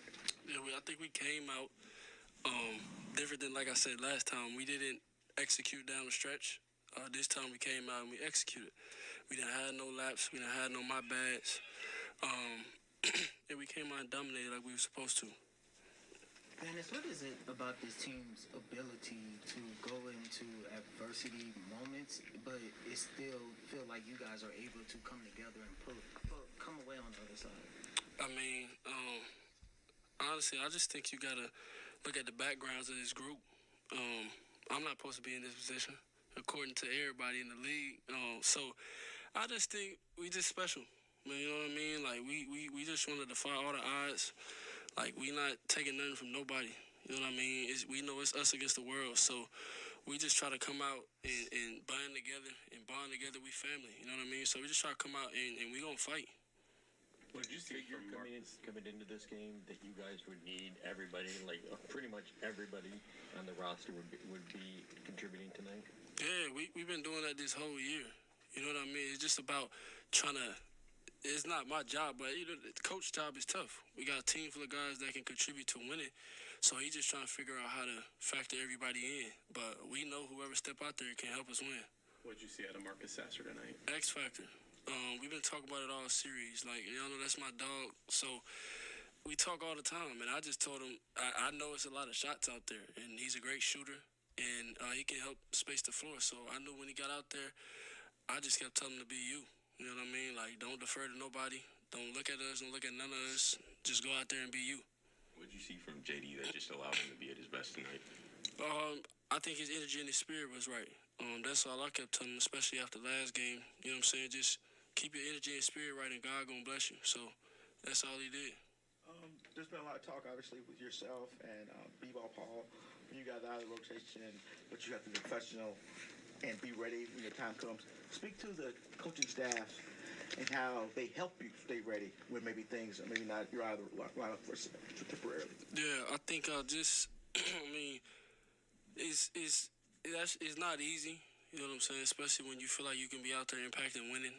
It's definitely not easy to just have those conversations and hear it all the time. But we do a really good job of just keeping each other grounded and knowing that the coaches just trying to do what's best for the team. But they just do a good job of keeping us ready, stay ready games. Well, we've been playing and saying it all year. We just tell each other stay ready. Just always stay ready. And the coaches do a good job of that, of just talking to you and taking us through workouts on a day-to-day basis. How much do you feel the last game 7 can kind of prepare y'all for Sunday? What if you could make a song using only your voice? Let's start with the drums. Prepare y'all for Sunday. Yeah, like I say, man, our back's been against the wall, so we know what it feels like. We know that Detroit gonna be rocking, the energy gonna be there, and like you said, we just came from a game 7, and so did they. But it's just about the better man, the best man, may the best man win. All right, thanks, guys. Appreciate it. Thanks, DJ. My man DJ, what'd you think about his, what he was saying? We just talked about it. He's the kid that was bullied, was told you were not supposed to be here. Yeah. He's like, nah, I'm gonna be here. That was crazy to me, and that just speaks to JB as a coach. To give the guy like Danish Jenkins the confidence to do what he's doing. He just can't. He was from the G League last year. Now he's balling out in the playoffs, hopefully getting a team to the Eastern Conference Finals, playing against the Cleveland Cavaliers, hugely impacting the game. And like he said, like a lot of people would say he was not supposed to be here. He's not even supposed to be doing this. Like I said, even Paul Reed, like he's not supposed to be doing what he's doing. You got all these guys down the list that are just not supposed to be doing what they're doing, but they're all doing it. And they're all balling out and just impacting the game in such a huge way. So I love kind of the confidence that JB's instilled in guys like Danish Jenkins. It really popped out to me that Danish was talking about Marcus Sasser, who you could say is maybe his competition or, could contest for his minutes or something like that. The fact that he just wants him to do well. He's telling him to play with confidence. He's telling Duran, hey, you need to just do what you need to do. Like, just play freely. He's just telling those guys, just be yourself. Like, he's instilling confidence in the guys. I love to hear that. And, yeah, just overall, everything from Danish. I like what I hear. I like what I see. And hopefully he can keep it going. What are your thoughts on everything that Danish said in there? I mean, just Danish in general. He is inspirational. He's someone who exudes confidence. So someone like Marcus Sasser doesn't threaten him. He looks at him as a teammate, genuinely. Someone who can help him. I love having guys like that. And one thing, I think we're not really realizing is this guy is in prime time. Game 6. Game on the line. Starting next to Deuce, a superstar. With so much on the line. Hitting clutch shots in place of Duncan Robinson. I mean, I don't think people really understand what he means by people said I wasn't supposed to be here. But Troy, let me ask you this. What other team made it really far in the playoffs, made it to 6 Eastern Conference Finals, one after the other? They were made out of a ragdoll team, put together with a guy from here that was told you're not gonna make it, a guy from here that was told you're too small, a guy from here that said you can't shoot, a guy from here that was giving up. MJ gave up on him. What other team was Detroit basketball? Let's go, This is who we are, man. We don't need all those other guys, man. We really don't. We don't need those names. We're never gonna get them. I mean, Cade Cunningham is a name, but even when he first got drafted, and the next draft was Paolo Banchero, and the next draft was Wembanyama, and then what were people saying? Oh, y'all had the down year. Exactly. He didn't win Rookie of the Year. Why? It wasn't flashy enough. I mean, bro, this is Chauncey was a number 3 pick, by the way. Mm-hmm. And he ended up on 7 teams before he ended up on Detroit. Yep. Everyone told him you're not a point guard. What did they tell Cade? You're not a point guard. Not a point guard. But what is so? What again? We could talk about this again and again and again. But this is looking like 04 all over again, 05, 06, 07. But this time maybe even better because we built through the draft. We found these guys. You know, Tobias was somebody. I'll be honest. We grew him like here in Detroit. He was drafted by Orlando, but he made his name here. And he came back after he was shunned in Philadelphia. Yeah. Duncan is told you can't be a starter. Your defense is horrible. Bam Adebayo was literally, I saw an interview of him saying, yeah, Dunk, you know, he's good, but he's got to play better defense. And he comes here, and this guy's a dog. Yeah. Kevin Herter. Oh, you don't fit here. You don't fit there. We didn't even tap into what he's gonna be doing here with the Pistons. But I see something. You know what I mean? Definitely. So we got a type, bro. We have a type here in Detroit, and it comes from the city, because the city was told, you know, you guys are done and there's no hope, and you got abandoned buildings, and you got all these problems, and you got corrupt this and that and this and that. And here we are. And it's okay. It's Detroit versus everybody. And these guys embody that. They embody it. They become Detroiters. And now we even see them sitting on the bench at courtside in these games, rooting for the new generation of Pistons. So there's something about Detroit culture, man. There's something about Detroit in general that Isaiah Thomas is here. If Joe Dumars wasn't GM of New Orleans, he'd be here. If Dennis Rodman never got poached by MJ, he'd be here. You know. But we our guys want to stick here. It reminds me of the Spurs. It really does remind me of the Spurs. They have good culture. The Celtics, they have good culture. The Lakers, nah, I'm gonna be honest with you. I don't think there's a real Laker fan in the world. They're all like, they just like the bling bling and the Hollywood signs, and so they like the big names. The Lakers know they have to have big names to have fans. We don't. Cade Cunningham's our guy, and we make these guys big by being their biggest fans, and they show up for us, man. They show up for us. So I love what he said. It embodies the Detroit spirit. It embodies that underdog, that I'm willing to roll in the mud, get dirty. I was made from the dirt, so I'm not afraid of it. You know. Yeah. So Danish is that guy. He's here. He's a Piston. I don't never want to see him leave. What's his ceiling, man? What do you like? I want to listen to JB. But what do you think his ceiling is? And I don't want to put a ceiling on him, but what do you think it is? So his ceiling, let me think on this. This is going to be tough.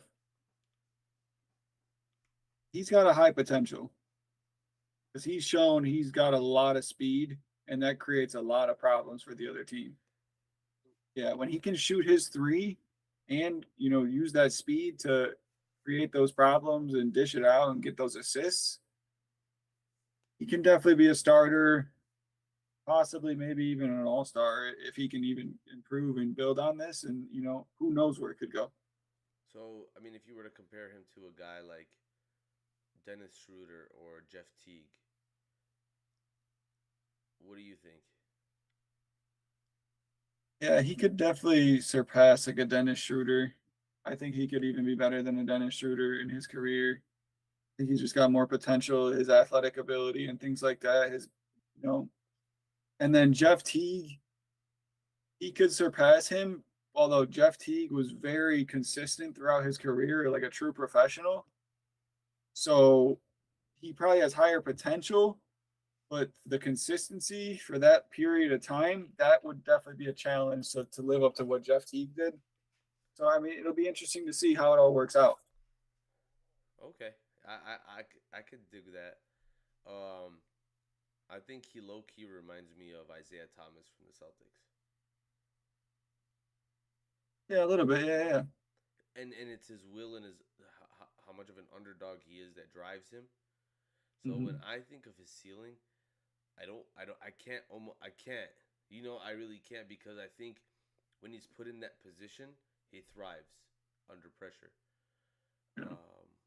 But right now we're asking him to just be number 2 to a secondary playmaker to Cade, which is not the worst job to have in the world. And honestly, he put himself in that position because this guy was a G leaguer just last year. He's technically a rookie, man. Yeah. How old is he? 24? He's older. Yeah, he's definitely an older type guy because he was in college for a long time. So, I mean, you know, if he is 24, he's Cade's age. But now he's starting. Yeah, 24. He's starting next to him, man. This just goes to show you it's never too late, and not everyone's path is the same. That's why he's so inspirational to me. Never count anyone out, but you got to have that dog mentality. You've got to have that never die mentality. Danish is becoming one of those people, I'll say, that embodied the spirit of the team, and just equally to like Isaiah Stewart, to an Ausar, who embody that spirit.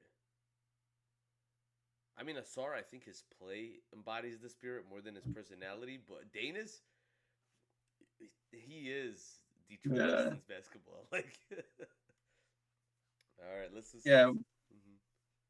When Danish is on, it just we're winning that game every time. Like when he's shooting that 3, he's yelling and screaming like "Let's go!" Like it's just we had too much momentum at that point. It's over. It's too late for them. We're winning. Low-key, even Duncan has that, like, in him. I didn't know that, but Duncan's got that dog, that I'll fight you, like, kind of mentality.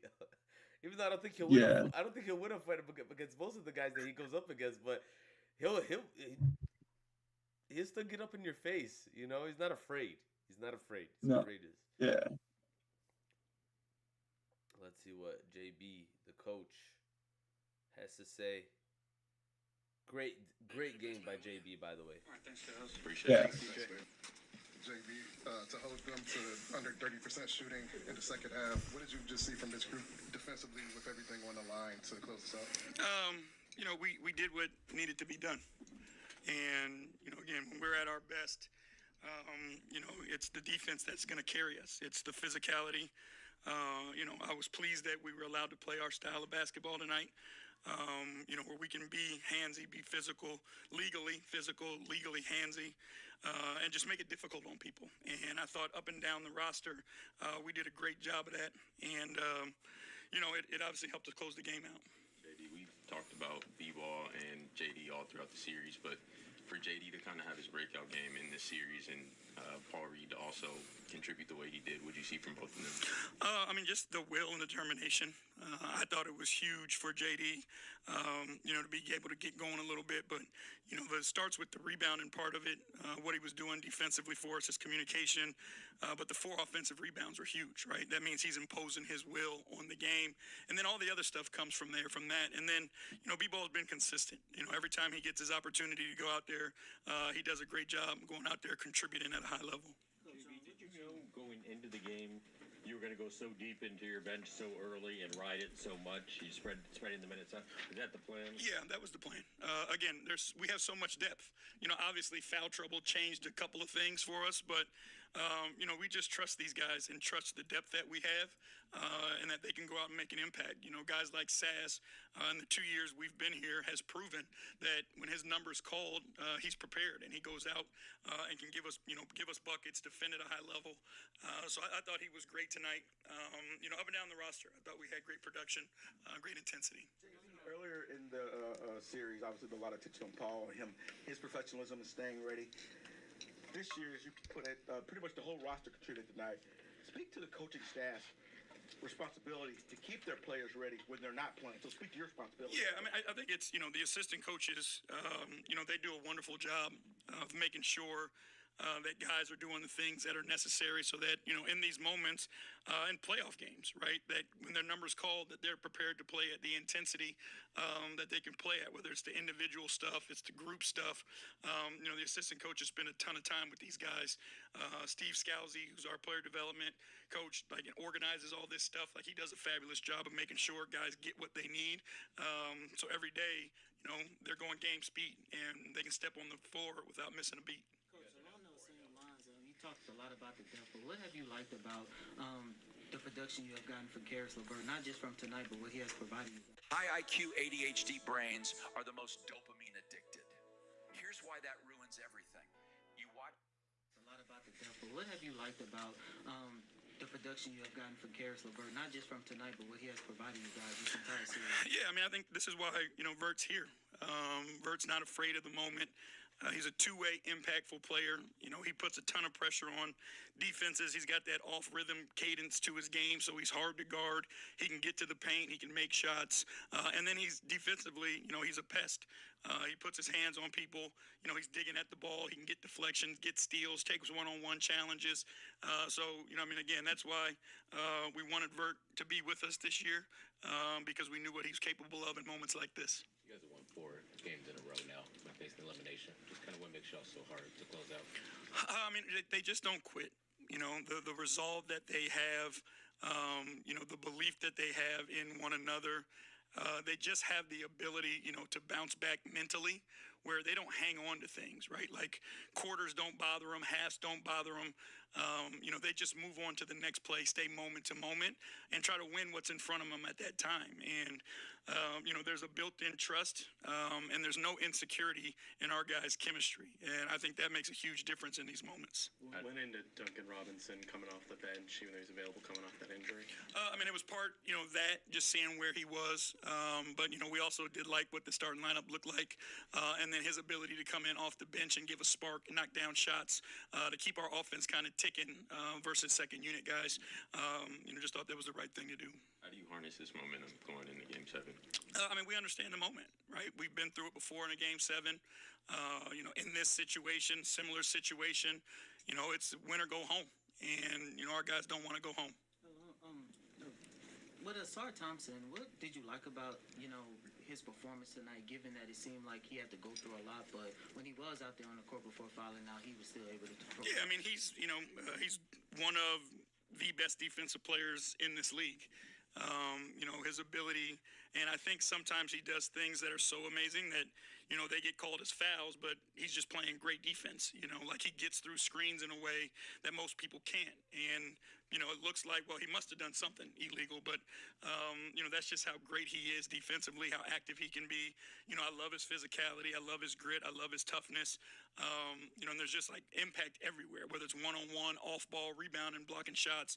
He just finds a way to spark our defense. It seemed like the Cavs had flipped the momentum at the end of the first half with a couple of hustle plays, and then you guys came out and outscored them 30-19 in the third quarter. Like, what was key to sort of stopping that run and nipping it in the bud? Right?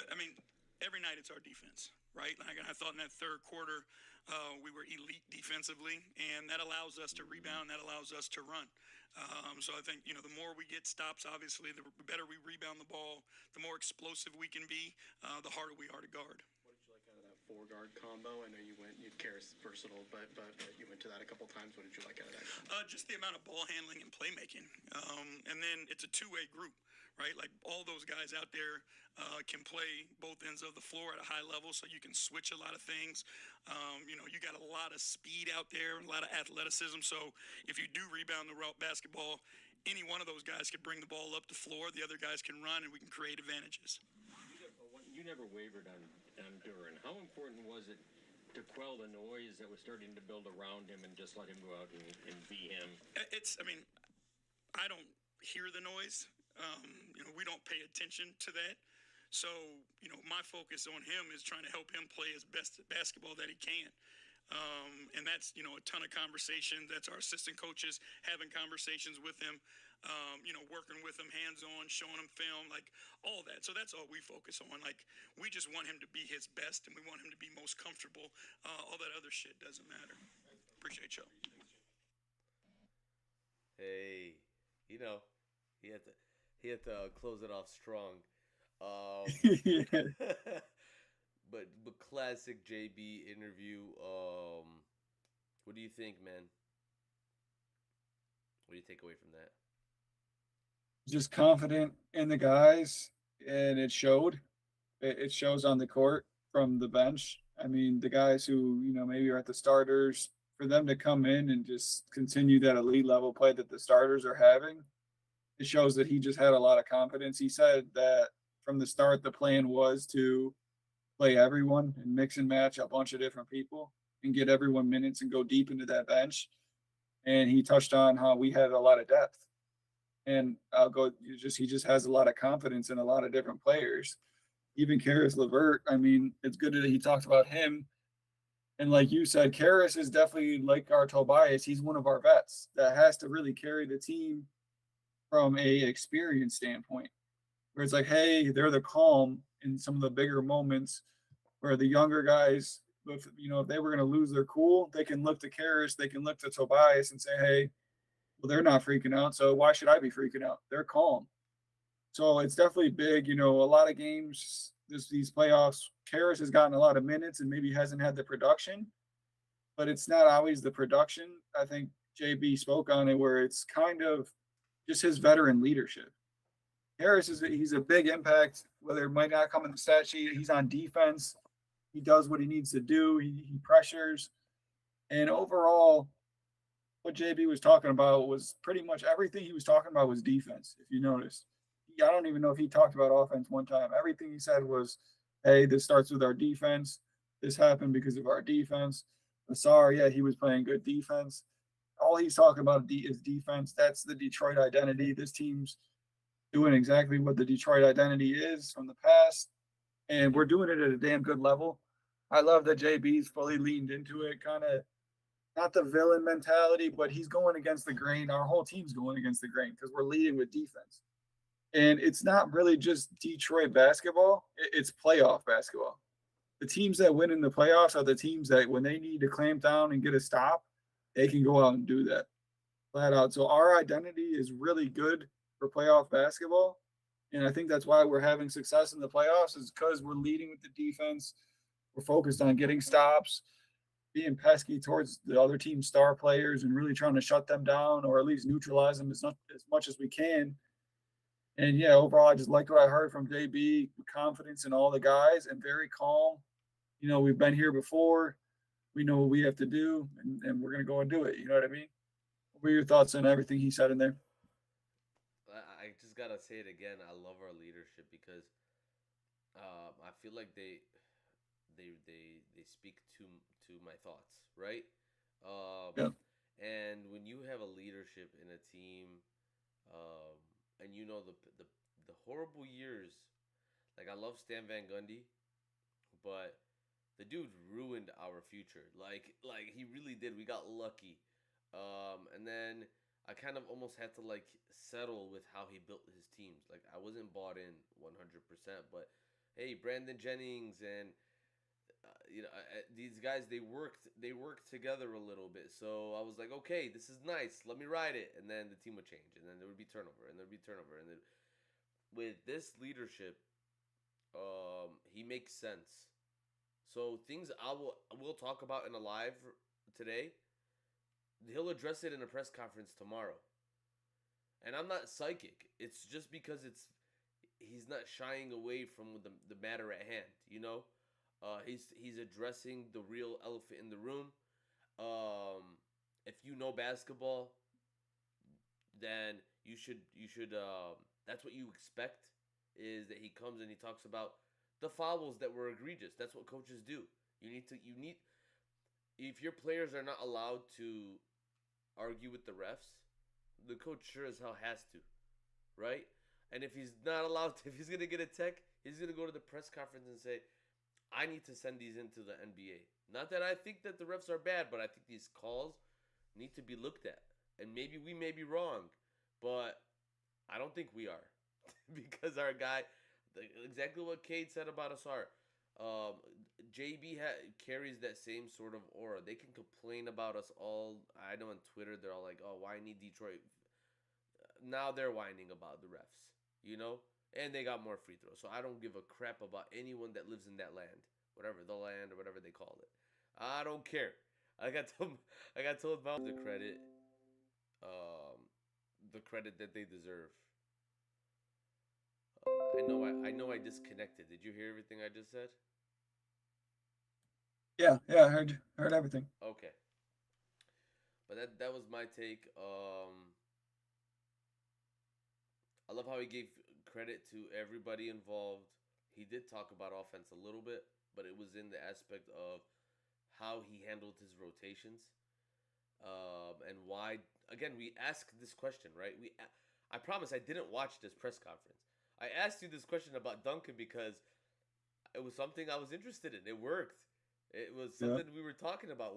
Why is he being played this way, being exhausted this way?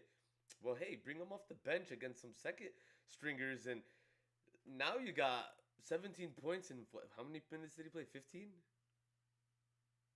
Yeah, 14 points in 20 minutes. I mean, listen, that's great. That's great production, and those threes in the context of the game were so timely.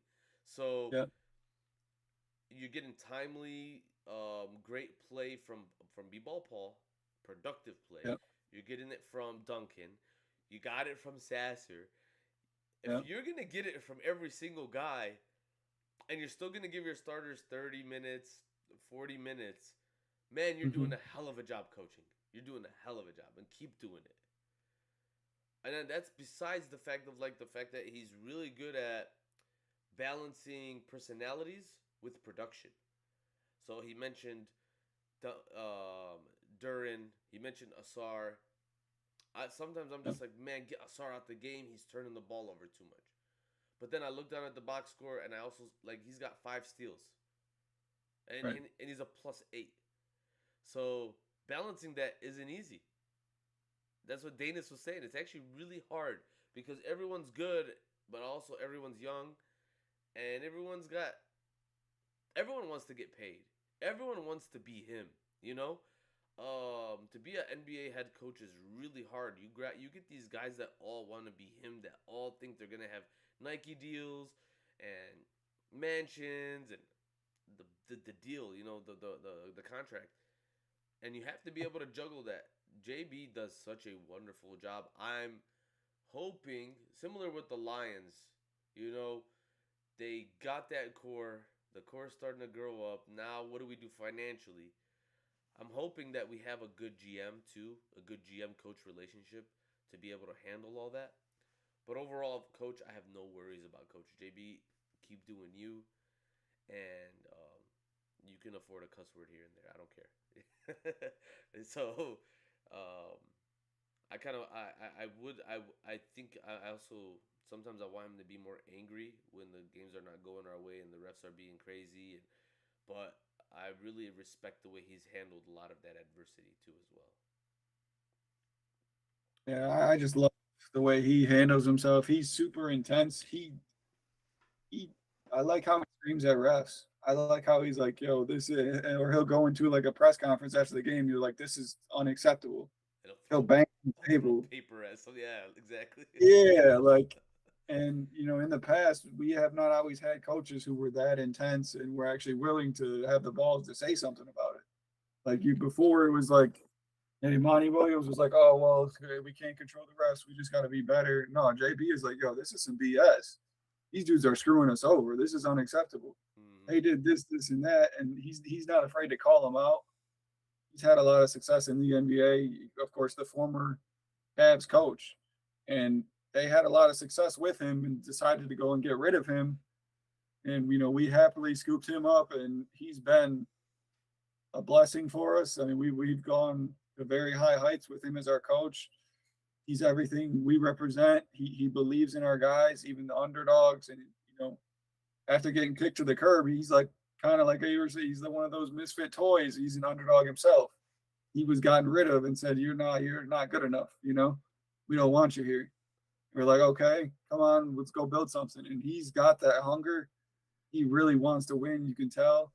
And he's not afraid to speak his mind, yell at the refs, and say, yo, we need to start making these calls. They can't be touching Cade like that. You know what I mean? I've always loved JB ever since he got here.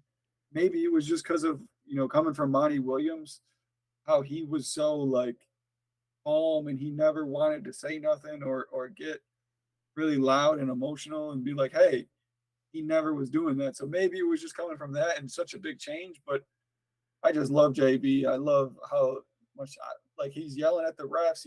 I just love him, man. I do. No, even Dwayne Casey was kind of like, oh, we got to teach these boys how to be respectful, which is good and all. I mean, but JB he's one of the guys.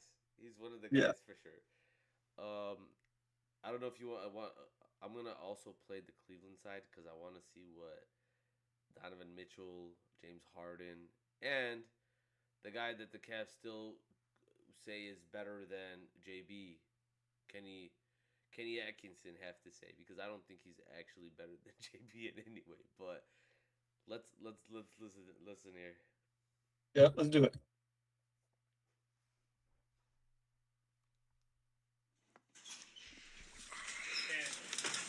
Donovan, one of the things Kenny said is that Detroit came out and won the force battle tonight. Why do you guys think you struggled in that area? They were just hungry from the jump. At the end of the day, we didn't match it. So we got an opportunity. We didn't do it. So now we got to go on the road and get a win. What needs to happen for this group between now and the start of Game 7? Win the recovery battle. And understand it's going to be a dogfight coming up. Simple as that. Mark. Don, in this game, obviously, Stars guarding you guys and you're chasing around. Do you feel just by the end, do you feel worn down at all? Or? No, I'm good. Kenny. For either one of you guys, were you guys happy with the level of intensity from the get-go that you guys brought tonight? Nope, not at all.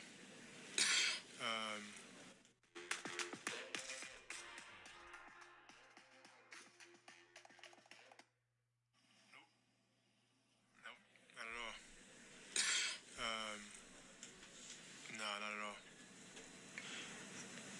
Can you elaborate as to maybe why it wasn't there, considering this was a chance to clinch and go to the Eastern Conference Finals? That's a great question. That's a great question. I think we didn't start off the game well.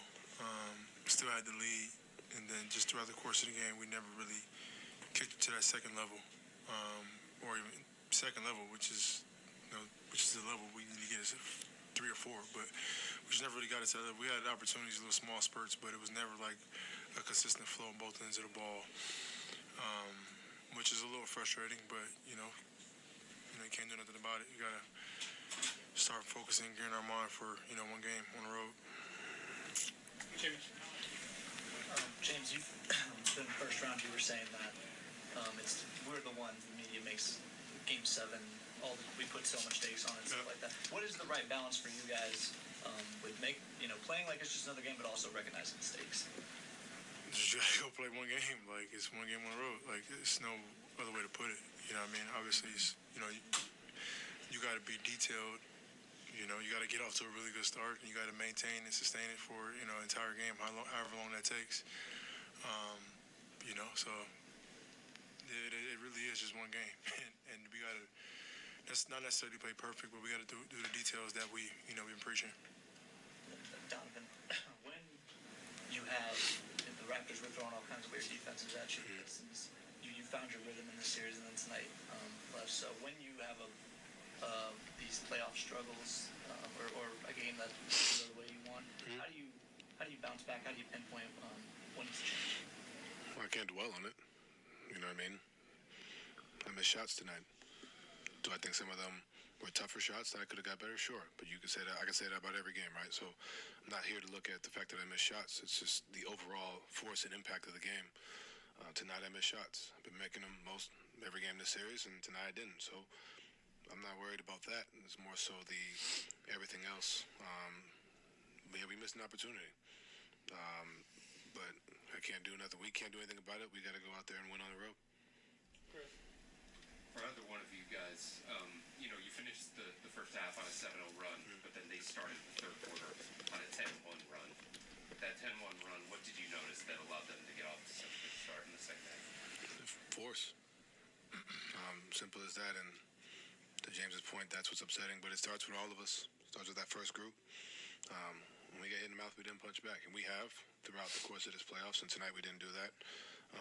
And we got to go do that on Sunday. Were you surprised Ausar Thompson was not ejected? Honestly, I didn't even watch the replay, to be honest with you, so I don't know how extensive the hit was. Man, I just got to stop it there. All right, a couple things right off the bat. The recovery battle. That says a lot to me. The first thing this guy comes on here and says is, whoever wins the recovery battle. Do you think our guys are as worried about the recovery battle as they are? Recovery battle. What do you mean by that? The way I interpret recovery battle is we are now in Game 7 of Round 2 after both teams have played 14 games, flying back and forth. Who were they playing? Toronto? They were going international, their first series. Right. We were going to Florida to Michigan, right? So, yeah, going from those two series, trying to recover. I mean, I've played in tournaments, right? And I mean, I'm not as fit as them, and I'm not an athlete like that, but your legs start to cramp up. Your arms start to feel, your shoulders start to hurt. Your neck starts to feel sore. Not every day is perfect, right? How concerned are they versus us? Because the first thing they come out and say we must win is the recovery battle. And I love the follow-up question, which was, well, how you feeling? I'm good. Right.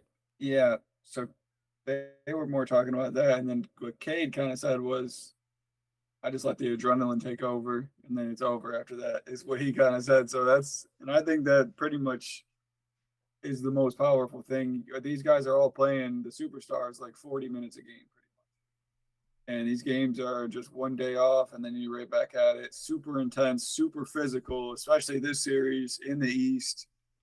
Pistons versus the Cavs. These are two of the most physical teams in the NBA.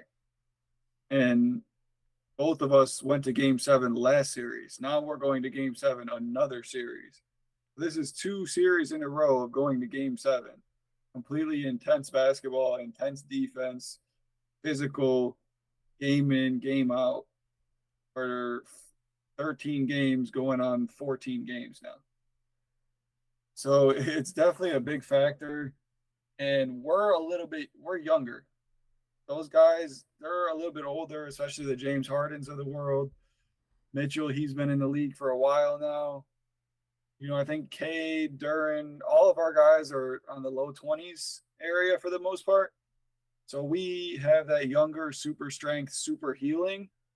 And, of course, the adrenaline. I don't think it's fully just super healing, but I think being a little bit younger definitely helps us out as far as just recovering game to game.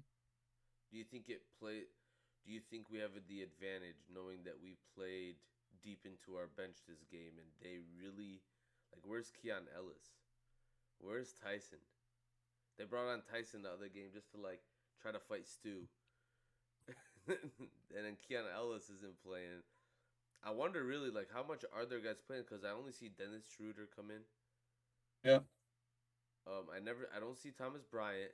I don't think Evan Mobley and Jarrett Allen actually leave the game ever at like both. So we're now digging Yeah. we're now pulling B-ball Paul in. We're pulling in, Yep. Javonte Green's having a nice rest this series. Ron Holland Yeah. has been resting a little bit. But we're bringing on guys like Marcus Sasser, Karis LeVert, who really didn't play too much in the first series. Duncan Robinson's now taking a little bit of a rest. So the recovery battle is huge. Like I kind of want to like look at it and see how often are they, how many minutes are their stars playing? That's a really, really good point that I didn't even think of. Because yeah, from the start of the series and pretty much the whole series, they've been running with an 8-man rotation, whereas we've been a lot closer to a 9 or 10-man rotation, where we're playing a couple extra players each game and getting real minutes. And yeah, that definitely plays a factor with us being able to spread out our minutes a lot more. Whereas, like you said, a lot of their guys are never coming off the court. Especially, I mean, yeah. They're really rotating Dennis Schroeder, Max Strus, Dean Wade. They're rotating them, and then they're staggering them with Evan Mobley and Jarrett Allen. And then Right. you got Donovan Mitchell and James Harden both playing 37 minutes. That's just this game. If you go back in time,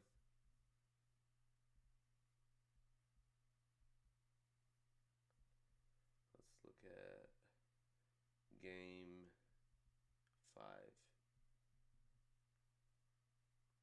Game 5 was overtime. I'm sure they played into the 4. Evan Mobley, 40 minutes. Jarrett Allen, 36. Donovan Mitchell, 40. James, 42. James Harden, 43. Max Strus, 36. And then you got Dennis Schroeder with 17 and Sam Merrill with 20. Like, I mean, Dean Wade and Sam Merrill probably have good legs right now at this point. But even Max Strus, he's playing big minutes.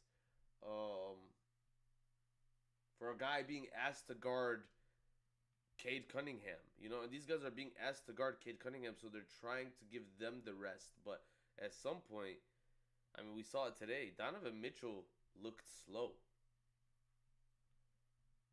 Looked really slow. This is game 4. Donovan Mitchell, Yeah, James Harden, 36 and 37 minutes. Jared Allen. Yeah, Asar's getting to them big time. Asar's getting to them. Like, he's wearing them down. And not only Ausar, we got Sasser, Danish, pretty much everyone is really getting our extra little shots on them, and we're not really giving up anything easy. We're making them have to go physical. And that's really, yeah, I think you're right. It's starting to wear them down for sure. Yeah, it's a battle of attrition for sure. So that's number 1 that I heard from them. Number 2 was they don't actually know why the effort is down. This is coming from their leaders.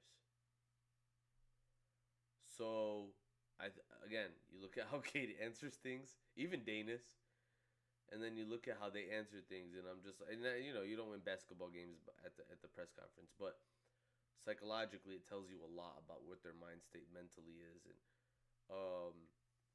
do you think that they are mentally overwhelmed at this point, just with the whole prospect of having to go then to New York? Like, even today, if they would have won today, they would have had to then turn around and go play a 3 o'clock game in New York in 2 days.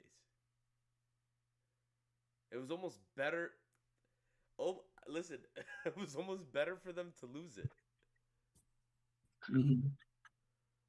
So, I mean, I think, yeah, that's another topic that I'm definitely concerned about on our end. I think either team, whoever comes out of this series, is going to be at a disadvantage, at least for the first couple games, at least. And New York definitely has a big advantage because they're just at home sitting watching this. It's like I said, 2 7-game series in a row. Whatever team comes out of this is going to be very kind of wore down, beat up a little bit. We definitely would have a little bit of an advantage because we've used more players. We're spreading out the minutes, and we have younger players. So I think we'll be able to bounce back quicker. But yeah, like you said, New York, I think, is definitely sitting in a good position because they're getting all this rest time right now while we're duking it out, punching back and forth with the Cavs. I don't know, man. I'm hoping that we catch them sleeping, because they really haven't had a test this playoff series. If you look at it, Philadelphia and the Hawks, they had one of the easier routes to the Eastern Conference Finals. We had to fight off Orlando with Paolo Banchero. Their defense was one of the top defenses in the league. And then the next round was Cleveland Cavaliers, who supposedly are championship ready with James Harden and Donovan Mitchell and the Twin Towers down low, and you got Max Strus and these guys that can pop up threes in timely moments and play good defense, and they're built to win a championship was what people were saying, right? So was a Philadelphia built to win the championship? I mean, in some people's minds, they think star power can just win, but Tyrese Maxey and VJ Edgecombe are just a younger version of James Harden and Donovan Mitchell. Paul George, I think, is great, but Embiid was coming off a really big injury. So all of these things said, I think that they had a cakewalk. Okay, and if you watch the series, they flopped a lot. Like, they had the whistle on their side against Philadelphia big time. So, I'm not gonna take away from Jalen Brunson. I think he plays really well. I'm not a big fan of Cat. I think he's the softest big man in the entire world. But they have some good players. Josh Hart, effort, whatever. But I think they had a cakewalk. I think no matter who they play, whether Cleveland or Detroit, but Cleveland, I think New York is cheering for Cleveland for a reason. It's not because they just hate us. They're scared.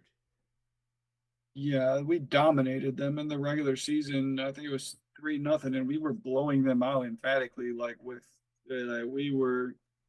was personal. It felt like the way we were blowing them out. Like, we were not stopping. We were not letting up. We wanted to rub it in their face and really let them know, hey, we're not the same team as last year. You guys did what you did in the playoffs. We're a different squad, and you're gonna feel us. So I think if we win this series against Cleveland, I think we will definitely win the series against the Knicks, just based off of what we did to them in the regular season. Yeah, I have to, or maybe take them to Game 7, but that's just gonna benefit the Spurs. I think the Spurs beat OKC. That's my big hot take, but I think the Spurs and the Pistons meet in the finals. That's kind of been what I think, because man, nobody wants to watch a Jalen Brunson and Shea Gilgeous-Alexander. No, Like, it's bad enough if it was James Harden and Jalen Brunson and Cat, and nobody wants to see that stuff, bro. Nobody. no. Well, let's continue. Oh, the hit.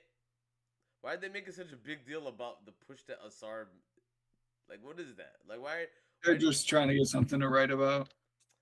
Man, go find out how Want to the write players about to say something. write about Harden's landing zone. That's it's truly revolutionary for real.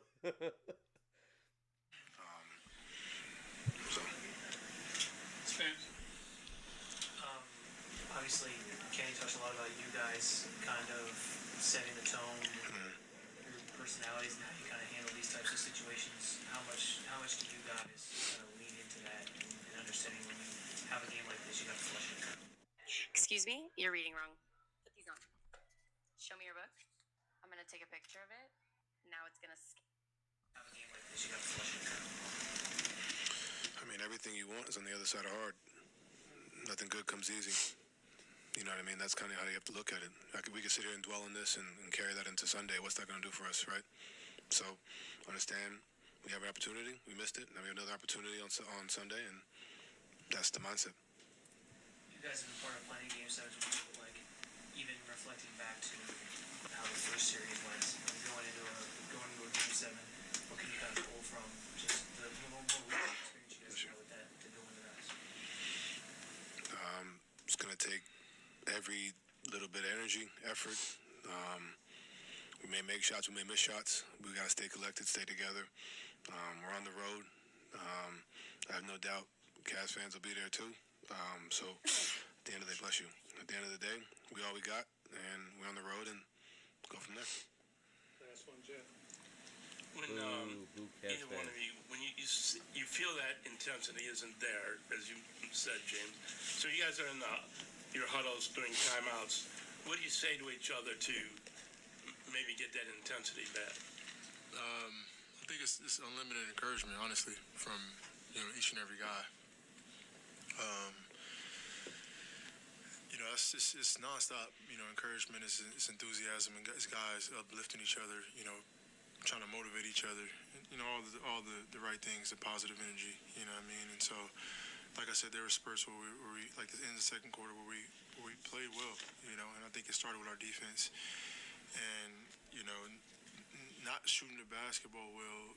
I think is I wouldn't say it's an excuse, but that's not a reason. Like, our defense has to be the priority, from the beginning of the game, until the last buzzer. That's like priority number one. And I don't think we necessarily did that from the beginning of the game, until the final buzzer, which is the reason why, we didn't play well. So we feed off our defense. Our energy comes from our defense, and we didn't do that well enough like they did. And so then our offense is, I hate when guys that play no defense talk about how their defense needs to be better. It's an ick for me, man. Like, do you see James Harden's defense? Yeah, James Harden's a free bucket. We were exposing him. We've been exposed, like picking out that matchup and just going after him. And today they were calling off his little pushes out of bounds, and not all of them, but that's his defense. He doesn't really play defense, so now really he's calling out his teammates. And guys like Max Strus and Dean Wade, and too bad. It's actually they scored on him. Yeah. A little bit more difficult just because, we're not getting stopped, so we got to take the ball out. And it's just a trickle effect. So in order to win this game, we got to, hang our hats on the defensive end, and, we should be in a good position. Okay, it's not right for our guy. Thank you. Sometimes it's that simple.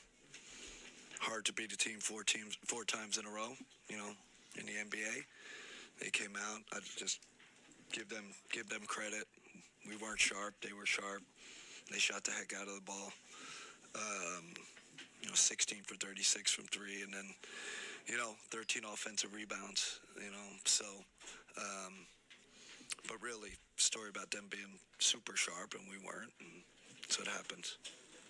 Overconfident? I actually think we came out so messy, but thankfully we were getting those offensive rebounds. Yeah. But nice excuse, Kenny Atkinson. Nerves? No. We got a humble group, really humble group. There's none of that. There's no cockiness. I've seen this movie before, right? Like it's tough. It's hard, and it should be hard. That's, so the good thing is we put ourselves in a position to have a game 7, but this is what it's about. Playoffs are hard. We got to close it out in game 7. Kenny, we've talked about offensive rebounds throughout this series. The disparity between the two wasn't super big in terms of getting the rebounds, but the opportunities they made. How pivotal is it for you guys to capitalize when you are able to get those offensive rebounds? Yeah, it's super important. It's a, vital possession in the NBA. Excuse me. Being able to score off the offensive rebound quickly and find shooters. They did a great job tonight. They hit some daggers. We cut the lead, cut it down, and, long miss, offensive rebound, they find a window, 3 ball. So some were bad bounces. Some we got to do a better job of coming up with the ball.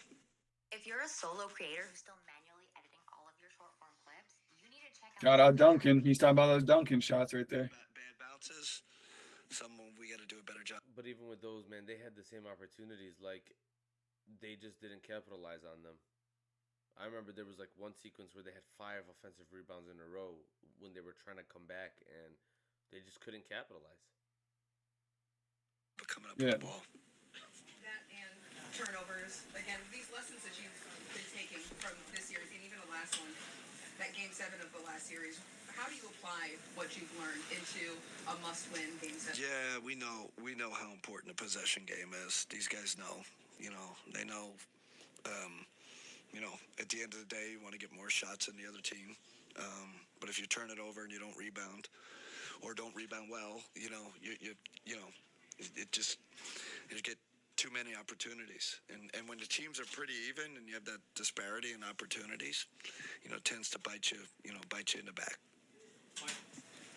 Coach, I know Ausar's been guarding Donovan for a lot of it, and that plays a role in it, but is there a way heading into Game 7 you could try and get him going a little earlier than last? Yeah, I think, getting him in the open court more where they can't get their hands on him,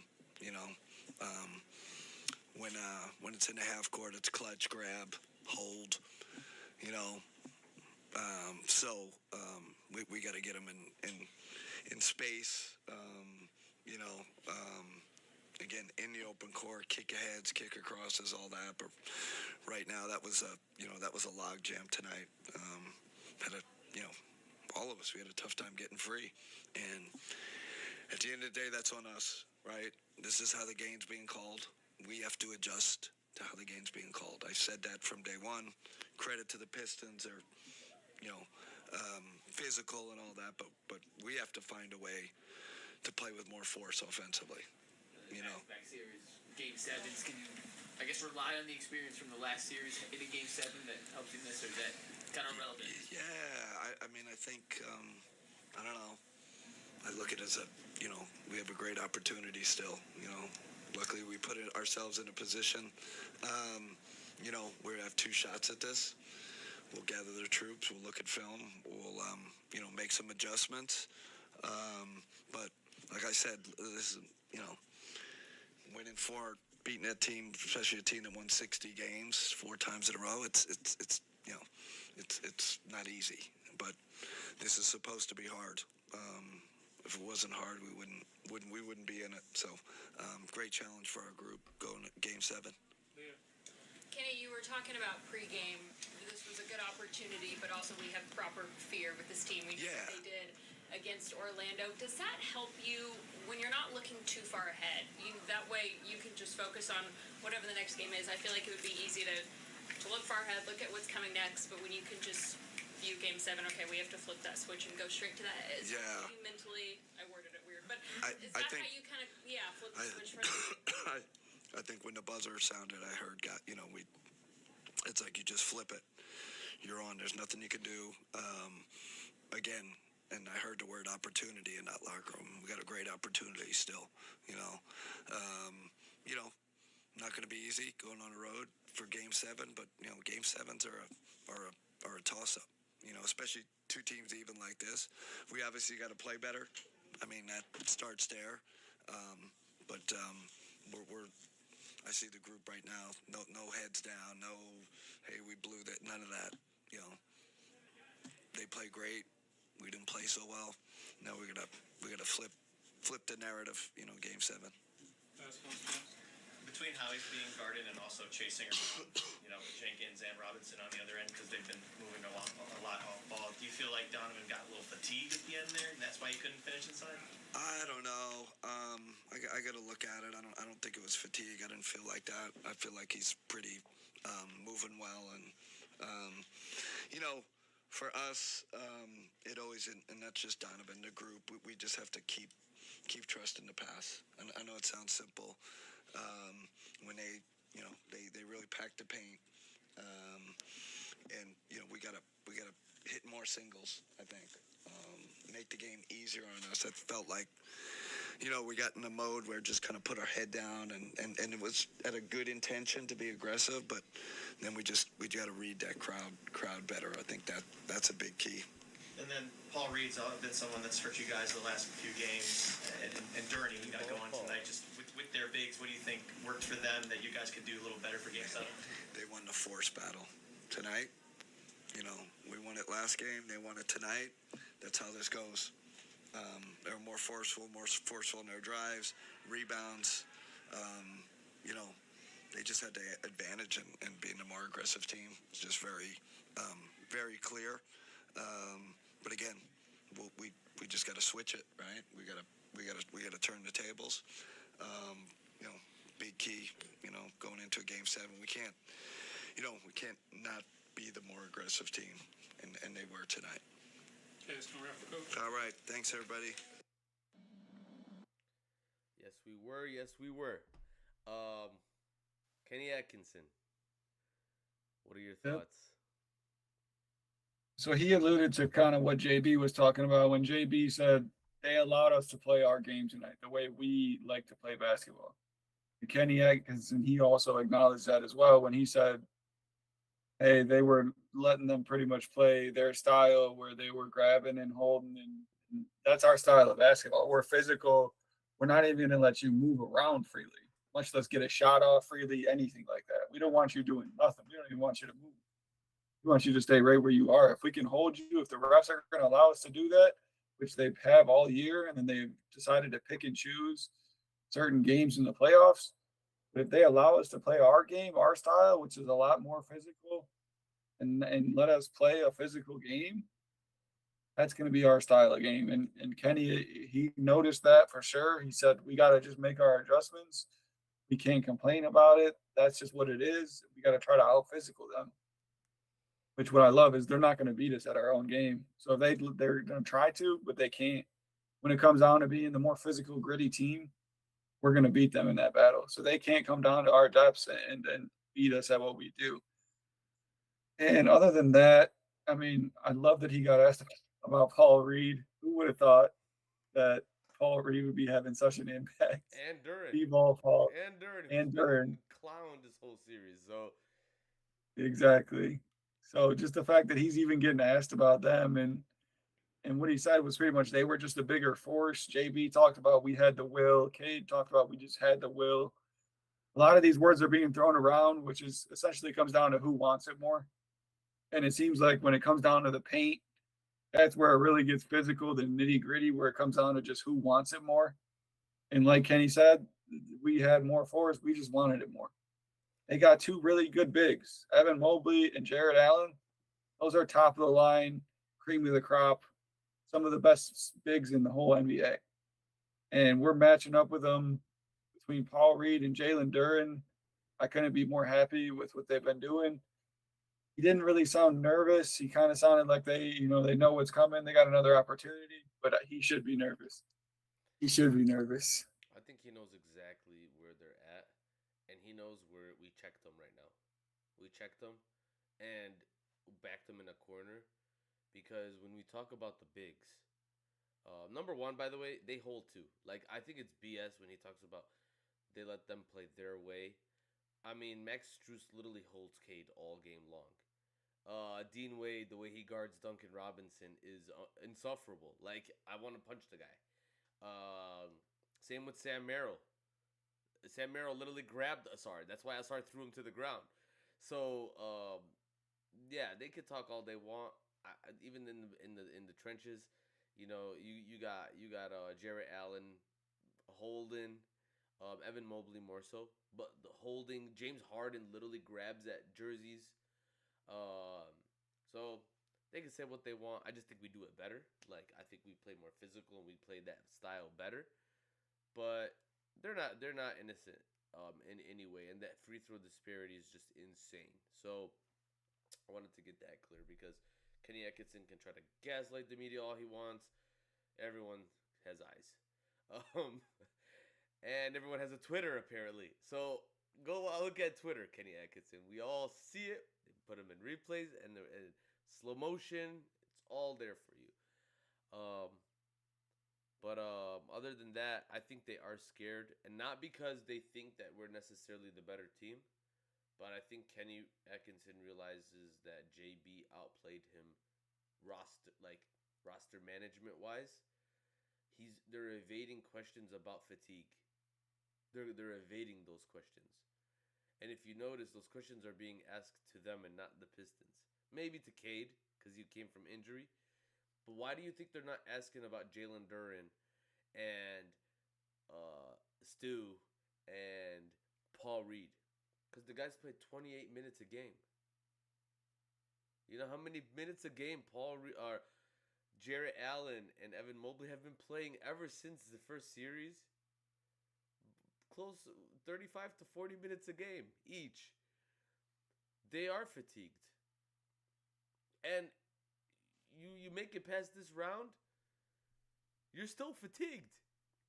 So the psychological aspect starts to kick in of, what are we doing this for? And it's hard. You kept hearing, it's hard. It's hard. I love to hear our opponents say it's hard. And you hear us saying, I can't wait till Sunday. I know Cade can't wait till Sunday. You know, it might be hard, but he's looking forward for that adrenaline to kick. And I know they can't wait to play the Knicks. I know Ausar wants his payback so bad on Jalen Brunson. I think we're just at this point, it's like I said, it's a psychological battle. I asked you earlier, do you think they're worried? Do you think they're, kind of looking at this now as a battle of attrition and that they may be fatigued? And I think they are so tired. And then you get the reports of a stomach bug in their locker room. I don't know if you heard about that, but pre-game, there was reports of a stomach bug going around. I think it's excuses. I think they were trying to make excuses. So, listen, Pistons fans. I know the journey here was tough for us. But man, our guys are battling. Our coach is playing chess, 3D chess. He's got a roster up and down the roster. That's what Cade was talking about. He's like, I got 4 playmakers next to me. Y'all are saying I don't got anybody? I showed you guys today. So we're just playing 2 different battles at this point. They're exhausting all of their artillery, and we have backup. We're now sending in the reinforcements and giving some of our bigger name guys some rest. Tobias, did he play a lot today? No. Duncan, did he play a lot today? No. Jalen Duren, did he play a lot today? He played well, but no, he didn't. He played 28 minutes. That's a good game. Now you bring on the B-ball Paul. Yeah, go attack Jarrett Allen. Go attack Evan Mobley. Their legs are shot. Like, go and attack them. I can't wait to play the Knicks, man. I'm hopeful. Yeah, I mean, we can even keep going with our depth. We haven't even tapped into Ron Holland. Kevin Huerter is still on the bench. Devontae Green, who's been a main contributor for us through the whole year. Like, hey, we could. Y'all want us to keep going down the list. We got more ammo for you guys. You know what I'm saying? How do you think OKC does it?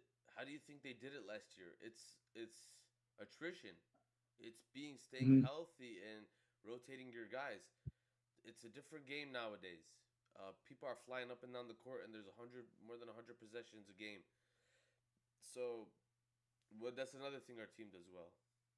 We slow the pace down. Cade is the smooth operator. He's not the fast operator. Jaden, they try to do that with James Harden, but with Donovan Mitchell isn't a great match as a second, as much as people like to think he is. They are really good individually. But you put someone as slow as James Harden, he's just a really good ISO player. JB did mention it. I don't know if you saw this interview about how when he was coaching Harden in Houston, he's like, bro, this guy used to practice against me foul baiting. So, it's 2 different levels, man. It's 2 different levels. We're trying to hard foul, or it's either you get fouled hard or you miss the shot, and they're thinking, how do I draw the foul? It's 2 different games. Yeah, for sure. Which mentality ends up surviving a 7-game series? We're gonna find out. Definitely, yeah. But yeah, man, It's getting late over here. But great live. Thank you for jumping on. We talked about a lot. We really broke down so much. No, for sure. Yeah, appreciate you, man. But just before we go, though, what are your thoughts on going into Game 7? What are your predictions? I had a dream, bro. I had a dream, and the dream wasn't that great. So I'm not gonna talk about it. And instead, I'm gonna tell you what I think. I think we figured it out. I think we figured out how to space the court on this team. I think we figured out that they are exhausted. I think we figured out how to stagger Duran and B-Ball Paul. I think we also figured out, I mean, we could bring in Stu next game, and they're not game planning for him anymore.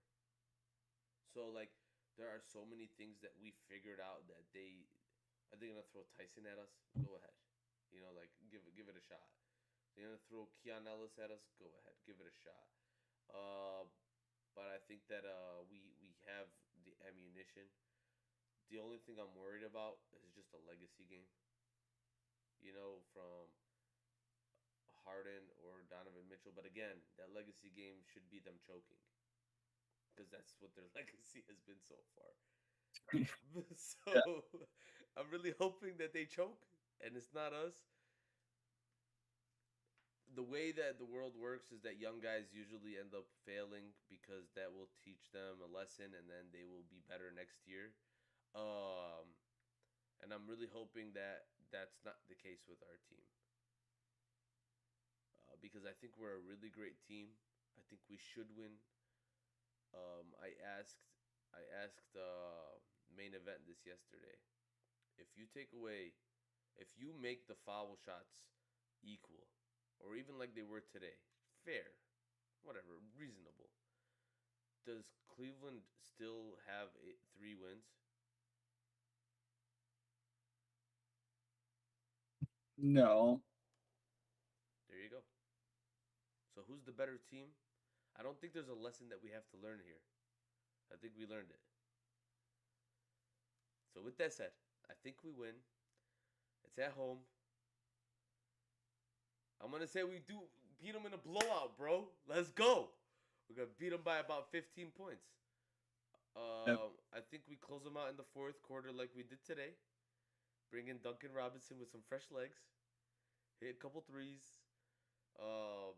B-Ball Paul punishing their twigs down low. I mean, bigs. Down low. And so... and Duran gets to flex a little more, you know, gets to put up the gun show a little bit. So, and I think we're gonna see Tobias actually, you know, score a couple shots next game too, along with Cade. So, I'm not looking for Cade to go crazy. I'm looking for him to really have a 12 assist game, 24 points. I mean, you can give me 18 and 12. I'm fine, but let's win, you know? But give me what you need for the win. That's what I want from Cade. And yeah, I see similar to today. I think with the Orlando, the lesson was you need to show your defensive intensity all 48 minutes of the game. That's what the lesson was that we learned there. With the Cavs, we learned how to balance defensive intensity with offensive production. And I think that's where we're at right now with this Game 7. If we can be consistent like we were this last game, and honestly, in Game 5. Like, Game 5, we should have won it. One of the knocks on us was offensive production.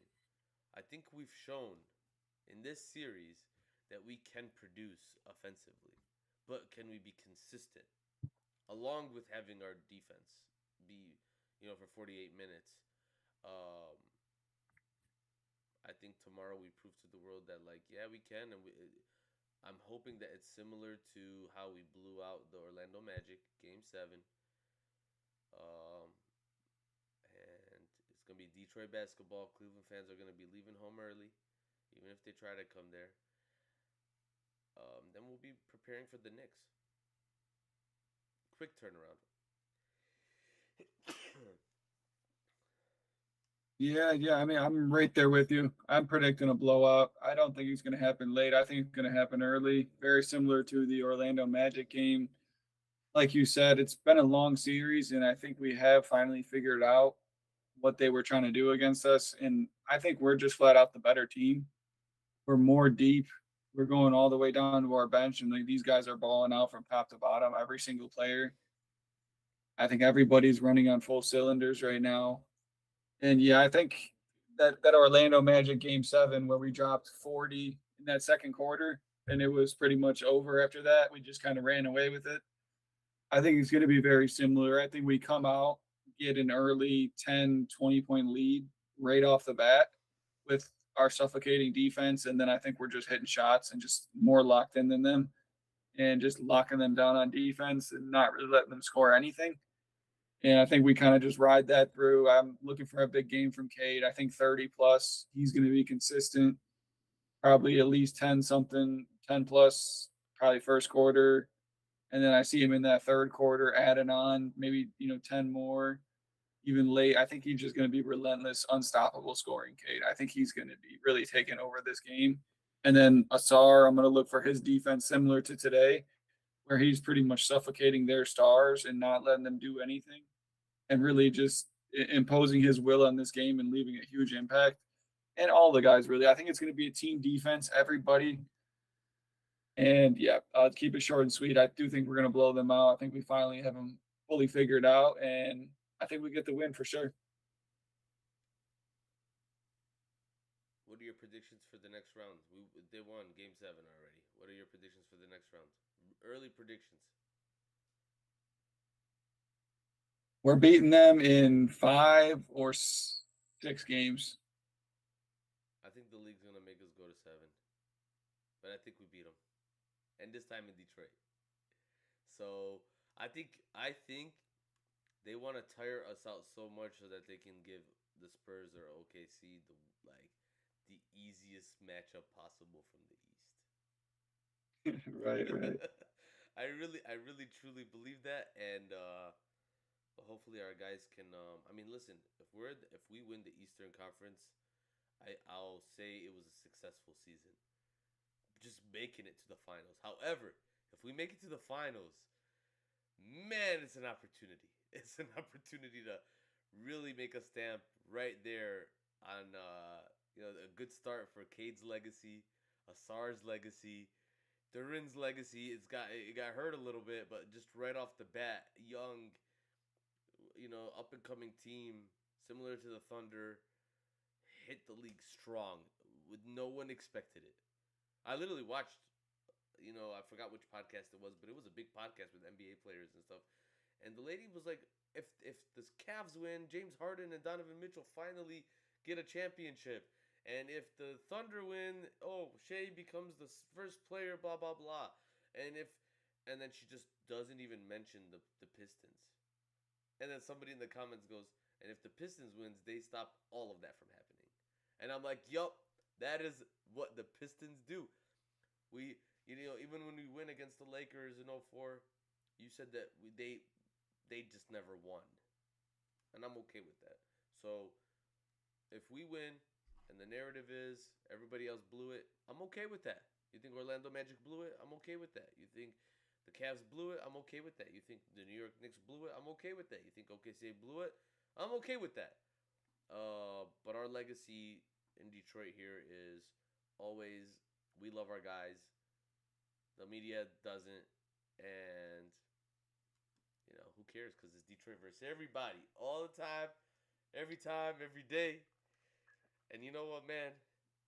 Just because we won, I gotta finish this live off in style. Oh. And we gotta remind people. About Detroit culture. And you know what, bro? The Pistons won again. Are we about to bring the win back to the 3-1-3 in Detroit? Let's go. Let's go.